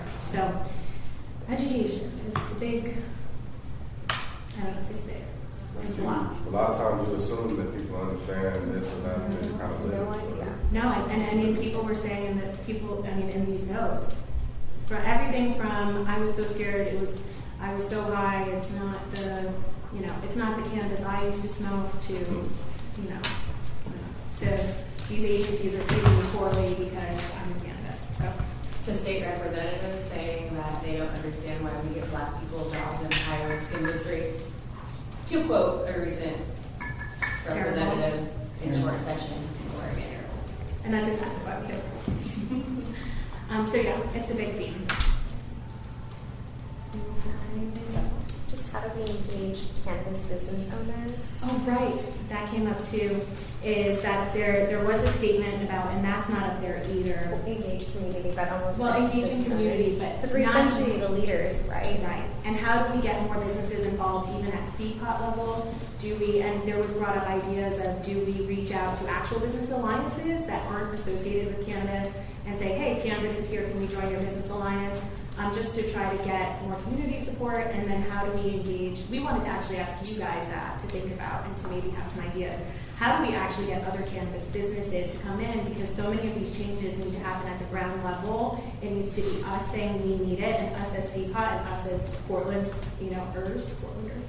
We need to all come together and say, these are the changes we want, but we need more involvement of cannabis businesses. And we discussed as cannabis business owners that might be difficult, but I have no ideas on how to do that. So if any of you have ideas. There are associations, like let's say the OCA or right. that, but really, but do they want to be involved? Well, I'm sure they'd love to be involved because they would love to dictate policy to everybody else that would benefit them. And their membership, unfortunately. Has anyone provided the OCA leadership with I would intentionally not. I mean, I know it exists. I think what we're talking about is how do we create unity in our voice as cannabis businesses for the changes we need? Because it's a very divided industry. It's a very competitive industry, and I think with business owners, like our company, like we're very involved in the day-to-day operations of our company. Essentially, our company is large, but we engage in different communities. How do we get other operators, not just investors from other countries or other states? How do we get them to engage and normalize it? Because that's the only way to do it is through our industry and through the leaders. And I feel like Portland has the most licensees. And it can't just be one. It can't just be one company or three companies. We need to have a unified voice. So, but that kind of ties in. Many talks. Yeah, and the political will to. For example, tax distribution, we talk about some of those things, social consumption. Yeah, these are big issues like privacy. Clean Indoor Air Act, all these things overlap, but it's like, we have funding. There's $150 million in the state tax, but where's it going? But they won't listen unless we're unified. That cannot be changed unless the political will is there. So that's where this broad spectrum, like I totally agree with what you're saying, the unity voice. Not just the industry, but bring in the consumers that are paying this tax money. Well, that's who's paying for it, really. They have not a clue what they're paying for. I think the business owners are paying those taxes. Yeah, Not believe me. the people. No, state tax revenue from this product? Every business That's has paid to directly by the do that. consumer. Yeah. That's 17%? The business owners We had have. Yeah. we cut Yeah. ours, well, we cut our, so That's as a incorrect. processor, I had to cut all my prices. Yeah, taking you have We to pay adapt. Yeah. And I can't, it's again, good, we're all We're talking over each other, I don't know. We're talking two different Sorry, taxes, that's I think. tax. No, we're talking the same tax. Sorry. You- It's hard You're to paying part of that describe. 17% every time? I pay 20% of All your of it. tax. I don't get We've that. had to adapt to the cost, right? It's theory. No one wants You lower prices the to go up, we prices. have to keep the prices down. Okay, so that's we have to. the separate from 70%. Okay, I get what you're saying. That's the cost of business. So if anyone has any ideas on how we unify cannabis towards a goal. And so one way I'm not sure how to get other businesses involved. Every time I talk to at least people in my circle, even about what I'm doing here at CPOT, because of what's happened in the industry and involvement from other associations, what they're doing, man, it looks like really a lot of people look at this as just another big corporate Canadian-sponsored voices dictating regulation and policy within the city, chain stores, so how to get the majority, I don't know. It's tough. I mean, one thing that we have done when we renew our licenses here in the city of Portland, my company, we have a couple of the areas that we qualify for the license fee reduction. Maybe there's an incentive to put out there for people, if you want to receive a license fee reduction, you need to participate, maybe show up to this many meetings. Maybe this sounds crazy to try to tell people what they need to do on their own time, but maybe force people to come in a way, or offer an incentive for people to come, because I guarantee you get a whole different perspective of what's actually going on out in the industry. I mean, you guys know this, but That's a really good idea. As the program is looking at different ways to receive those license fee reductions, whether it be go out into your community and help with a graffiti cleanup, or offering your employees a living wage, you could reduce some of that off your license, or offering health insurance. We're just really asking for any thoughts or ideas or input on how we can really revamp this social equity program. How about a social equity tax? Because it really is. I mean, the small businesses, they need the help. I mean, it's not really a social equity program right now. I mean, let's just be real. Yeah, it's a license fee I mean, it's reduction. a license fee reduction program. That has nothing to do, Right. yeah, it has more to do with small business, I think. Right. And patronizing minority businesses. It doesn't have to do with being a minority or women-owned business. We're trying to help these communities benefit. the felony portion of it is to help the people who were affected. Right. Maybe not minorities per se, but everybody who got an F. So now we just gotta add that one, we gotta add that one more line. Yeah. No, I disagree with that. I disagree with that though, only because when we're talking about social equity, and this is what sometimes when you're doing this work, it's hard because you do want to. I recognize that you were arrested probably like I was arrested. You know what I mean? And I understand that. So you don't ever want to have anything that discludes anyone, right? But when you look at the arrest records and essentially what that did to certain communities and the disproportionate Oh, and I'm not effect, arguing that. that's where I think that we have to do something at each level of legalization specifically for that. You know what I mean? Now, we can do other things for people who are arrested and all these other discounts. I'm not saying there shouldn't be, but we have to own that issue and do something about it, and not just kind of, this is social equity, we got a program, but it's not really. You know what I mean? That's their discount. I was just giving the third thing the two of you forgot to mention that's on that license fee. Which it should be. I agree. How can we change it? So the comment on, did you come in after Chloe said something earlier about the expungement? She thought it should be at the state level, which I agree with. I don't think that happened is the big question. But those are the kind of things. Expungement is clearly needs to be funded. Yeah, and I think as city a level. program. The state Well, level the problem is needs the to be. state, this is another good tie-in with that, because at the state level, they cut it off in a certain year because of the labor that's going to be involved up to whatever it was. Some 2000. law firms really? do it for Yeah. free. They changed the statute on the words of the drug. Now you can get cannabis out, but the rest of it. So it's going to cost money. So that's where some of those funds should go. So, In the spirit. But to add to that also, sorry. I'm getting excited about all this talk.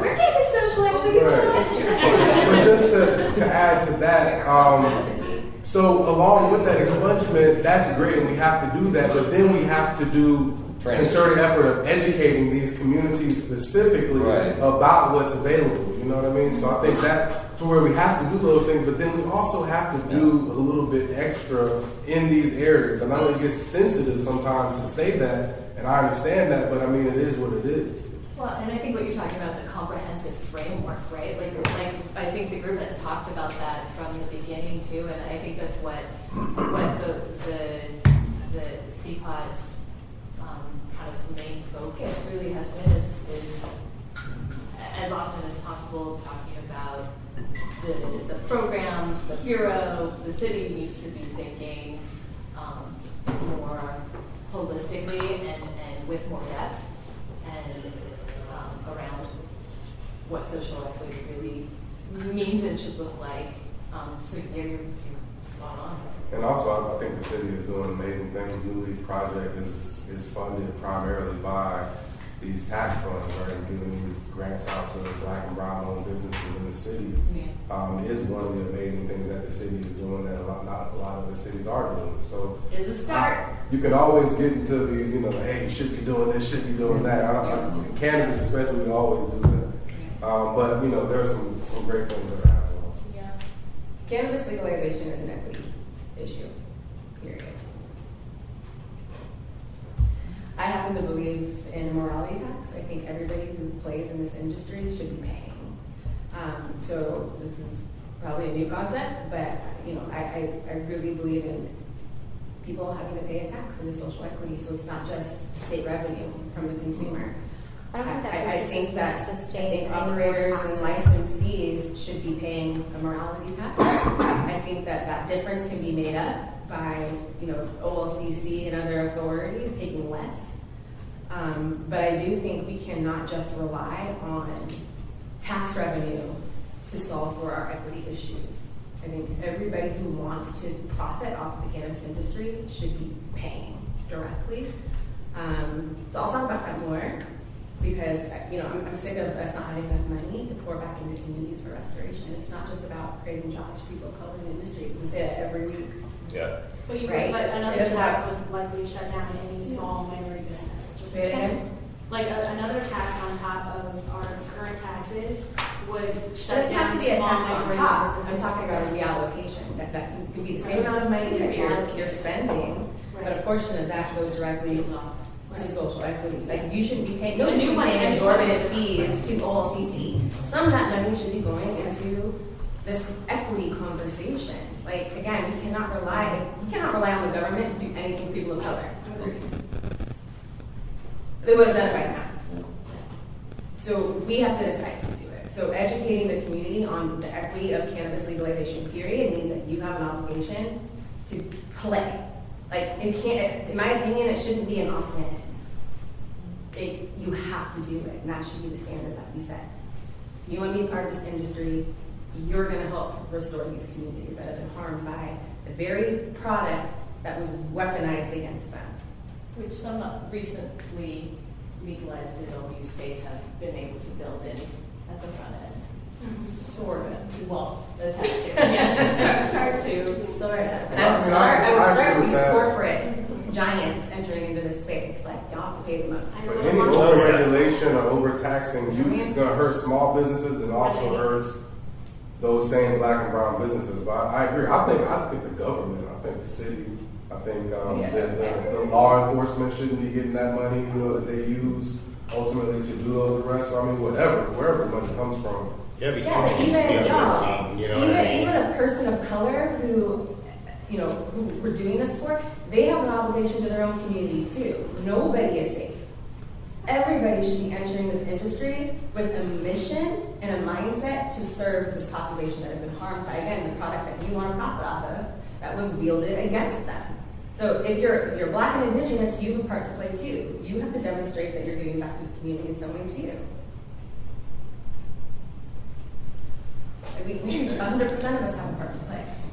I think this is an important conversation to keep having, and I appreciate you bringing it up. I also want to make sure that we give sustainability and social equity an opportunity to talk about some common themes. So with your permission, I'd like to kind of keep asking for keep it in the conversation. I was kind of hoping you guys would keep it going. You have 10 minutes. So, I'm going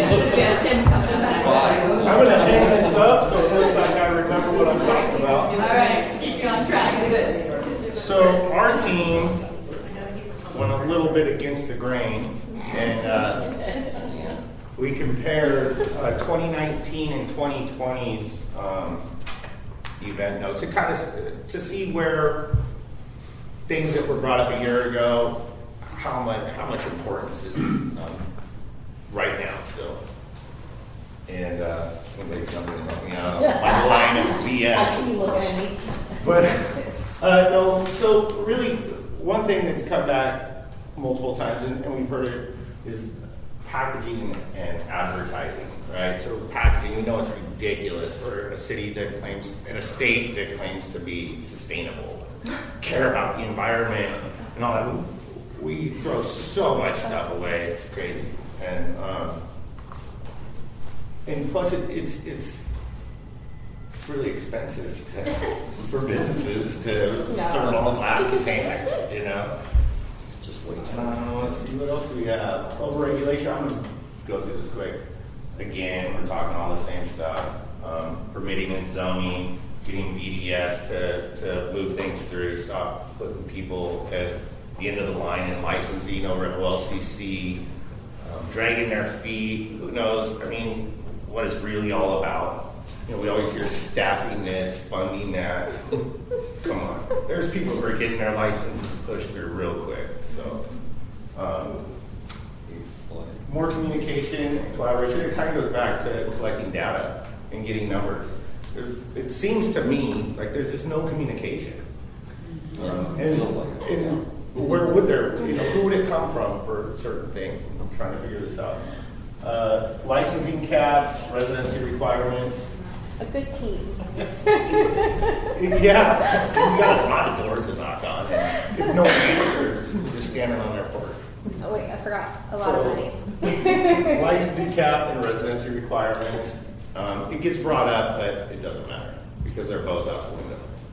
We got licensing caps and we have residency requirements, or don't. We don't.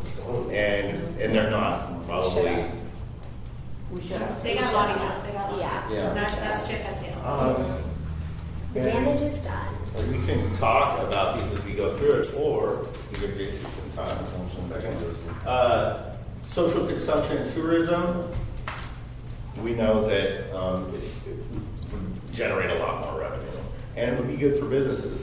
And no buffers for lounges. Christina added this one because I'm really against the 1,000-foot buffer for retail. You want in the city of 5,000 Portland. more dispensaries? I want to compete with dispensaries. Yeah. I want to decide if my business can survive. I don't want someone to tell You want me a challenge? that I need to. You want a challenge? With the Yeah, I want mindset to- runs around that. Yeah, You don't because I know I see- can beat them. Look, you don't, the mindset around that was not releasing the buffer restriction, the 1,000-foot buffers on retail to retail. But if you were to open up social consumption, if you were to have lounges, then there would be. Just like bars are next to each other, but you don't see. Yeah, I didn't mean to say that. Take Christina's mouth. But for years, I've been coming to these things and saying, we need to get rid of the 1,000-foot buffer. But That's because you want to bust. yeah, I do. Be next to the liquor store. So no buffers lounges, or no buffers around lounges if social consumption ever happens. The question that I have, are we going to get these lounges and are they going to be like this? Dude, social consumption lounges, I mean, they should be able to sell guys, this from I agree. social consumption lounge. So technically it would be a dispensary if it was done right. Like that's what they're doing in California. They have these great cafes and you can smoke and you can eat good. And I feel like Groundhog's Day in this conversation because we keep talking about these things and social consumption. Think of the hurdles we got to get over. No, the city can't do anything because of the Clean Air Act, and the Clean Air Act does this. Exactly, and Eric. And thanks, Eric. Yeah. You know, social consumption is also an opportunity to prioritize equity applicants again in licensing, right? Like that's something that the city or the program could advocate for at the state level when it comes up, you know, again in the legislature.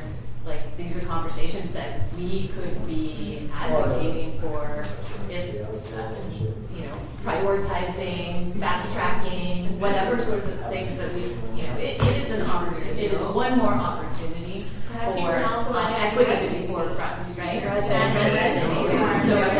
it's a whole new licensing frontier that is kind of like a do-over opportunity. Hey, I like it, man. Sounds great. So you'll be retired by then. I know we're trying to get to a certain time point as well, but you're not wrong. When you said this is kind of like Groundhog's Day, so you're not wrong. It will be a benefit for us to continue to have these conversations. But one of the reasons, and hang in there with us, that we're having it is because at this point, you already gone through the kind of vetting to get to this policy document. Now you're trying to ground truth it with today's reality and to see where is there any public or policy will to prioritize. Because we want to push on all these fronts, but that's not going to happen all at once, right?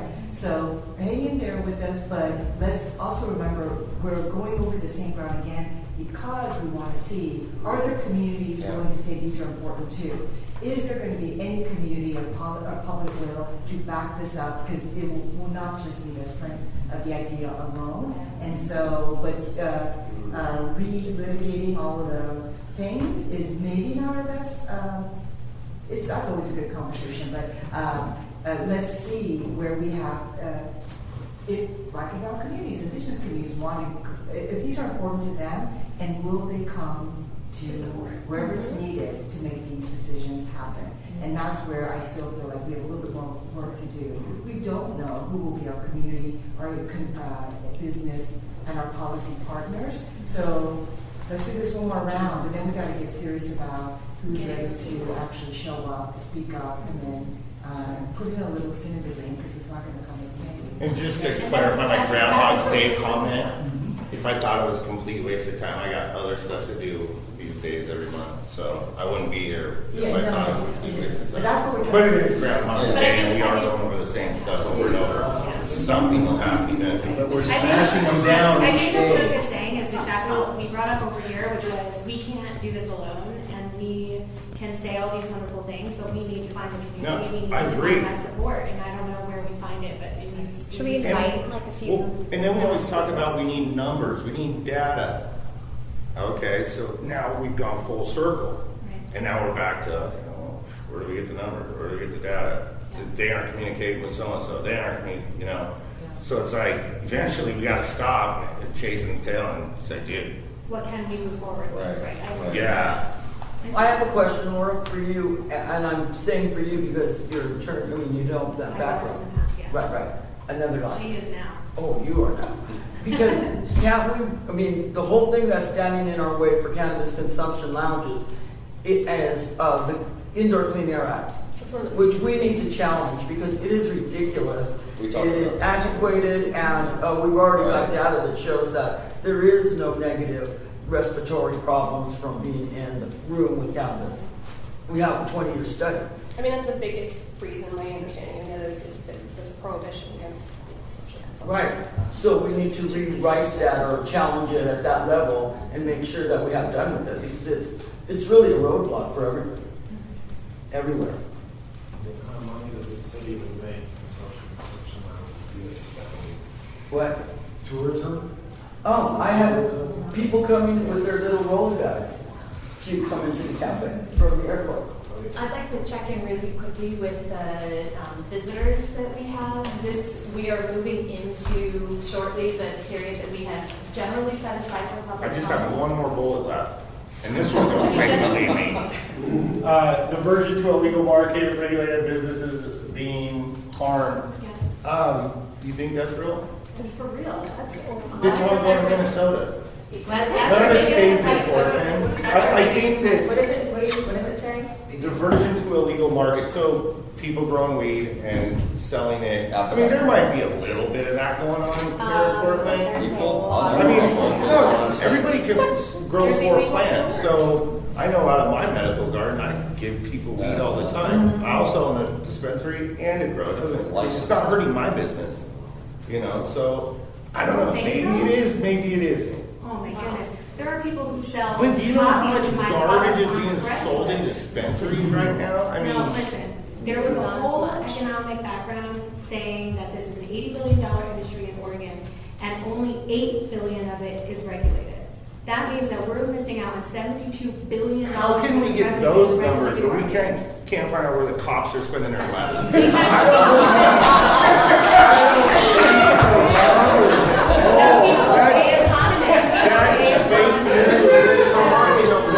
I know it directly affects my business. I know that there are people who don't go to stores anymore because they're going to these little social clubs and they're going to these farmers markets and they're buying it from other people. There's video recordings of these social clubs, of these There's yard of sales. these yard Yeah. sales. Craigslist. And it's all not unregulated. I get it. And it's all a portion of the price. Nothing is tested. Everything is over our potency limits. Everything is very competitively priced. There's literally, if you guys remember, we used to make robot gummies. There are literally robot gummies at the 75 milligram 2-pack on Craigslist. How much?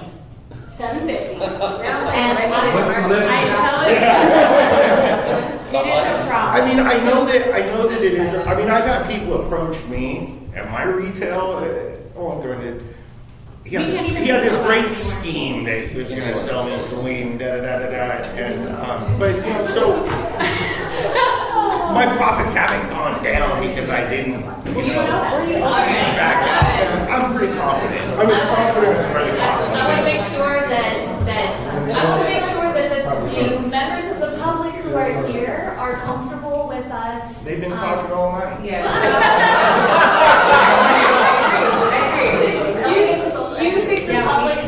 Using the public comment portion of the evening to allow social equity to report out. If there was, unless there was a public comment, member of the public who wanted some individual time to speak. It's funny, I'm looking at my. Don't look at I just have one quick comment, and that Okay, is let's hear it. long-term strategic planning. What's the city doing about that? That's where we need to tie into, because this stuff ain't gonna happen overnight. And that, I'd really like to know more about. We used to do that on King County stuff, and it was like, these long-term plans, all of a sudden something happens, like what's happening to Quebec. Boom, they shift your mind, and all of a sudden there's that opportunity. So, yeah, that's all I can say. Christina has something to add to sustainability. He didn't make the very top part, and that's something I really, really believe in that Oh, we can sorry. do at the city level right now is Small support for small local businesses, I in agree. whatever form that may be.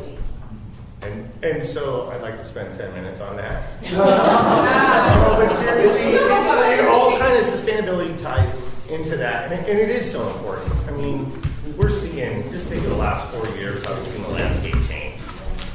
You know, Yeah, there's and like 5 products on the shelf. it's kind of, I miss the old days. Who doesn't? Well, and But, you know, and that is a challenge for our program to come back with some ideas for how we need to get to the small groups and the subcommittees. Subcommittees are. Start working on meetings. Let's just speak every week. Let's do it. At lunch. There you go. All right, my group and I were just saying this is a perfect example of how social equity is usually pushed. We should go first. Sue says. So with social equity, essentially we looked at both the community feedback and what was developed here at CPOT, and saw 3 really key areas where we believe the city should focus. First, but I guess before I get into these 3 areas, these kind of areas of overlap that really were very prominent in each one. So each one of these is kind of relating to each one top areas. So everything should be focused on transparency. We saw a lot of stuff with transparency in the grant spending, transparency in the rulemaking, transparency in the reasoning, which is one of the things that education was kind of brought up. Education, of course, right? One of those things that overlaps probably every one of these. Education for the community and understanding what programs are available for them, and understanding how to consume cannabis, and understanding how and where to go for social consumption opportunities. Funding and grants was something that kind of touched on each one of these as well. And finally, enforcement, or more so cautious enforcement, and how we look at community enforcement, and how we look at the business support, as well as this was one area where we talk about more so how do we develop our policies in ways that take into effect harm reduction, right? And making sure that we're really implementing these things with good-hearted nature, right? We're really trying to get to the cause or fix the problem as opposed to just doing something. So within these community support, some of the things that came up were consumption opportunities and consumption availability, making sure that people have places to go that's not their apartment, it's not their car, it's not the public. Health and addiction treatment, as well as helping to work with community building and community centers, things that we can say as this is over and kind of looking at our target goal 5 years from now, we can look at this building or this monument, whatever it is, and say, okay, this is a constant reminder that cannabis is building something in this community. And not just a constant reminder for us, but also for those community members that are looking at how their community is growing and saying that they can see how cannabis is really helping. Business support, and of course workforce development. We understand that, having this discussion, that these are very different things and have very concerted programs and efforts that need to be taking place in order to go after them. But kind of the same transparency areas in business support, being transparent with our businesses, educating our businesses about the programs that are available, the social equity discounts, all these different things that are there. And as well as, of course, the funding and grants, not just being available for the community building, but also being more so available for the businesses growing with that transparency. And then also the enforcement. That was something that we saw in the community page, as well as that making sure that there's no pressure on compliance, right? Making sure that, or at least the right type of pressure. There was one thing that said fines and fees that are being distributed to the businesses. I think maybe about three areas or so that were focused on making sure that we have better business support as it relates to enforcement. And then again, in this government interactions, the things that kind of touched there were police enforcement. How is the police interacting with the public as it relates to cannabis policy? Are we developing the right rules and regulations that help to support some of these things? So there was a number of areas. Can you guys think of criminal justice? Criminal justice, right? Any other areas that you saw with government interaction? Policy development, right? Just making sure that within this social equity, not only do we care about community support and that development and develop targets around it, right? What's that long-term plan? That's a really big one. Not only do we care about the business support and we're talking the talk, but as we're developing our regulations and our policies at the city level, are we really walking that talk and making sure that everything that we do here is supporting all those? Are we going to get copies of this? Yes, I will be writing all of this up and bringing it. It will either show up in the notes, the minutes from the meeting, or it'll show up as a separate document. And then we didn't have a chance to look at it tonight, but I have been working on the big matrix. It's very ugly right now, so I'm going to spend some time trying to. I'm sure it's beautiful. Oh my god. I'm just like scrolling and scrolling. There's just such an extensive Excel sheet, so I need to maybe tap into Sook's organizational. You have some beautiful strategic documents that I might be able to borrow from.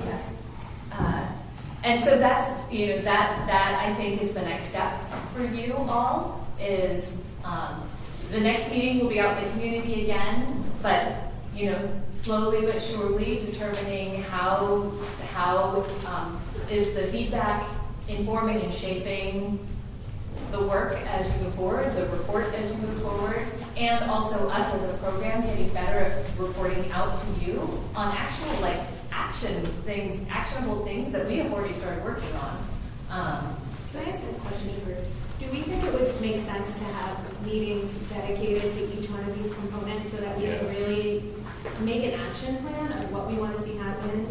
I know we've spent a lot of time talking about social equity, but I think that requires another meeting as well. Right. Maybe several, but I'm just wondering how, because we have these wonderful discussions, and I think that we're missing the time to be able to really get into what's the next steps, what needs to happen, where do we go from here, which is what you kind of brought up. No, I think that's So a good what do we do? Well, I feel like subcommittees are great. I don't know what the interest is in subcommittees. I would join one, but I don't know if we all want them. Obviously, I think we all have to vote, right? But I don't know. Just I feel like we get more traction I think so, when too. we're all focused on one thing, Yeah. rather than breaking into subcommittees and we're trying to report back and then we never get to the action item phase, which is always Very frustrating. frustrating. I just want to put on social consumption. Do you want, I mean, Let's do one on social consumption so we can end this and move on, you know, that's what we're. Yeah, open back up, right? No, I mean, but then, Good. We can try to change that indoor clean air act because it's so silly. and I feel like then we can invite people who are pertinent to that discussion. We can also then start reporting back on those things at meetings instead of just going over these broad things. So I don't know how we structure that. You guys are government, you have a lot more experience in these kinds of groups. And our leaders, what do you think? Not anymore. Oh, you're not? Yeah. Oh, it's you two. There was a vote last week. Al is. She's our leader right now, because Al's. so are you saying you'd like to create some, Michael wants to. Do we want subcommittee? This is just back to the subcommittee versus full group cleanup. The only advantage of having a small group chew on it for a little bit before it comes to a large group is that they can tee it up so that you can have a productive discussion. If we just sort of do whatever and do this, we're going to get this. Yeah. But if you have a small group that are interested in a particular topic, you can chew it up and get ready. But don't spend a lot of time at it and just then bring the subject.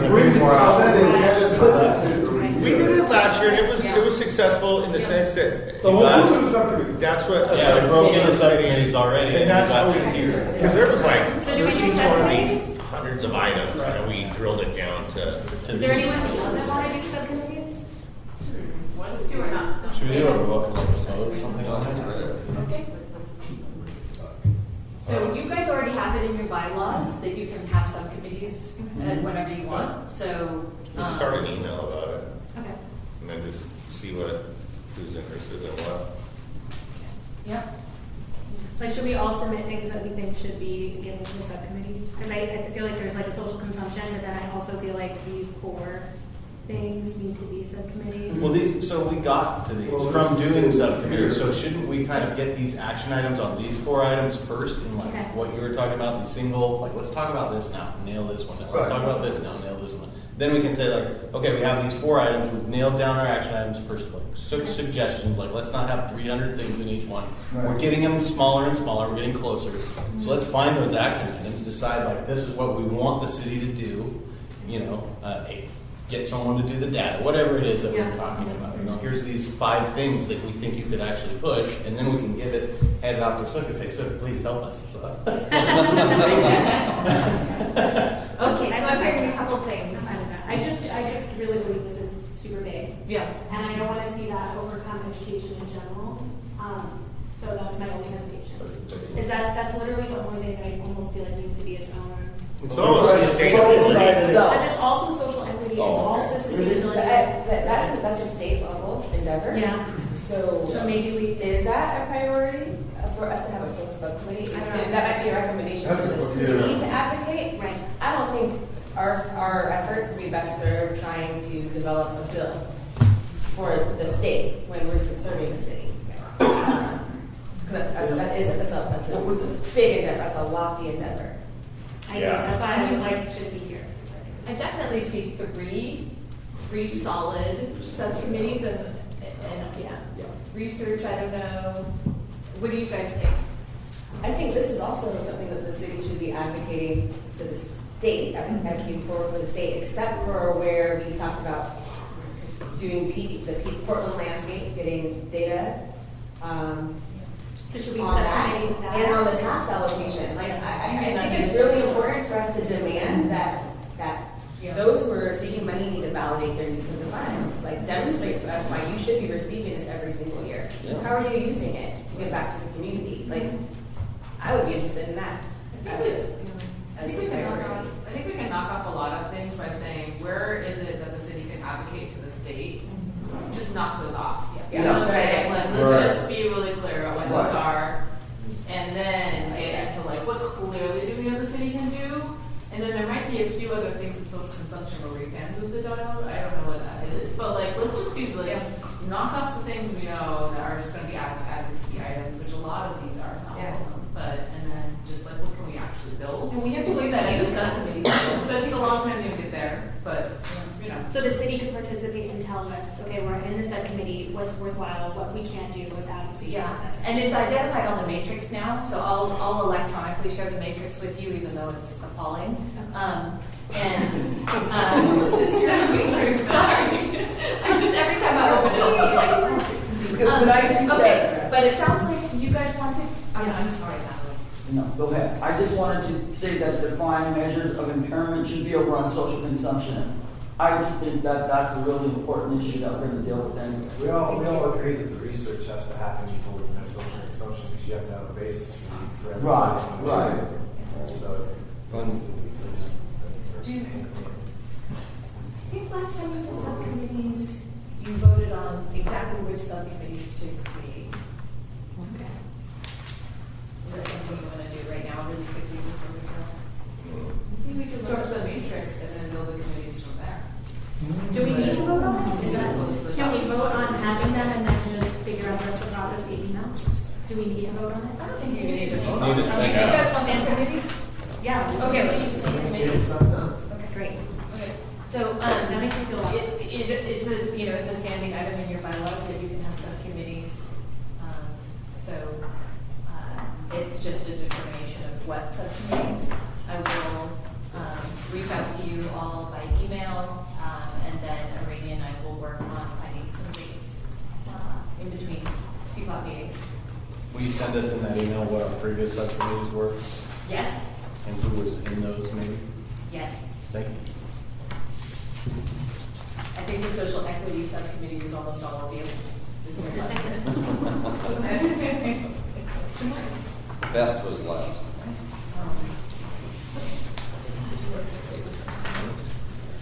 Yes, I believe we now need to review our minutes from the last meeting. Take a minute here to look them over from our February.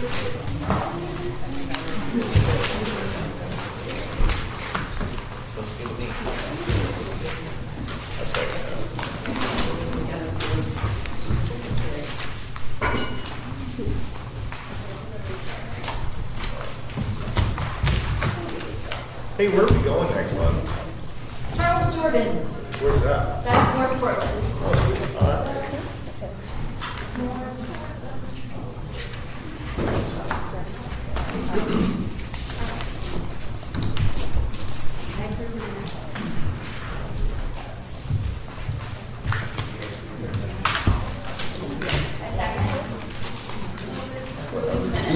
We're not going to take the minutes, but I'm just. Yes. I read the page. All in favor?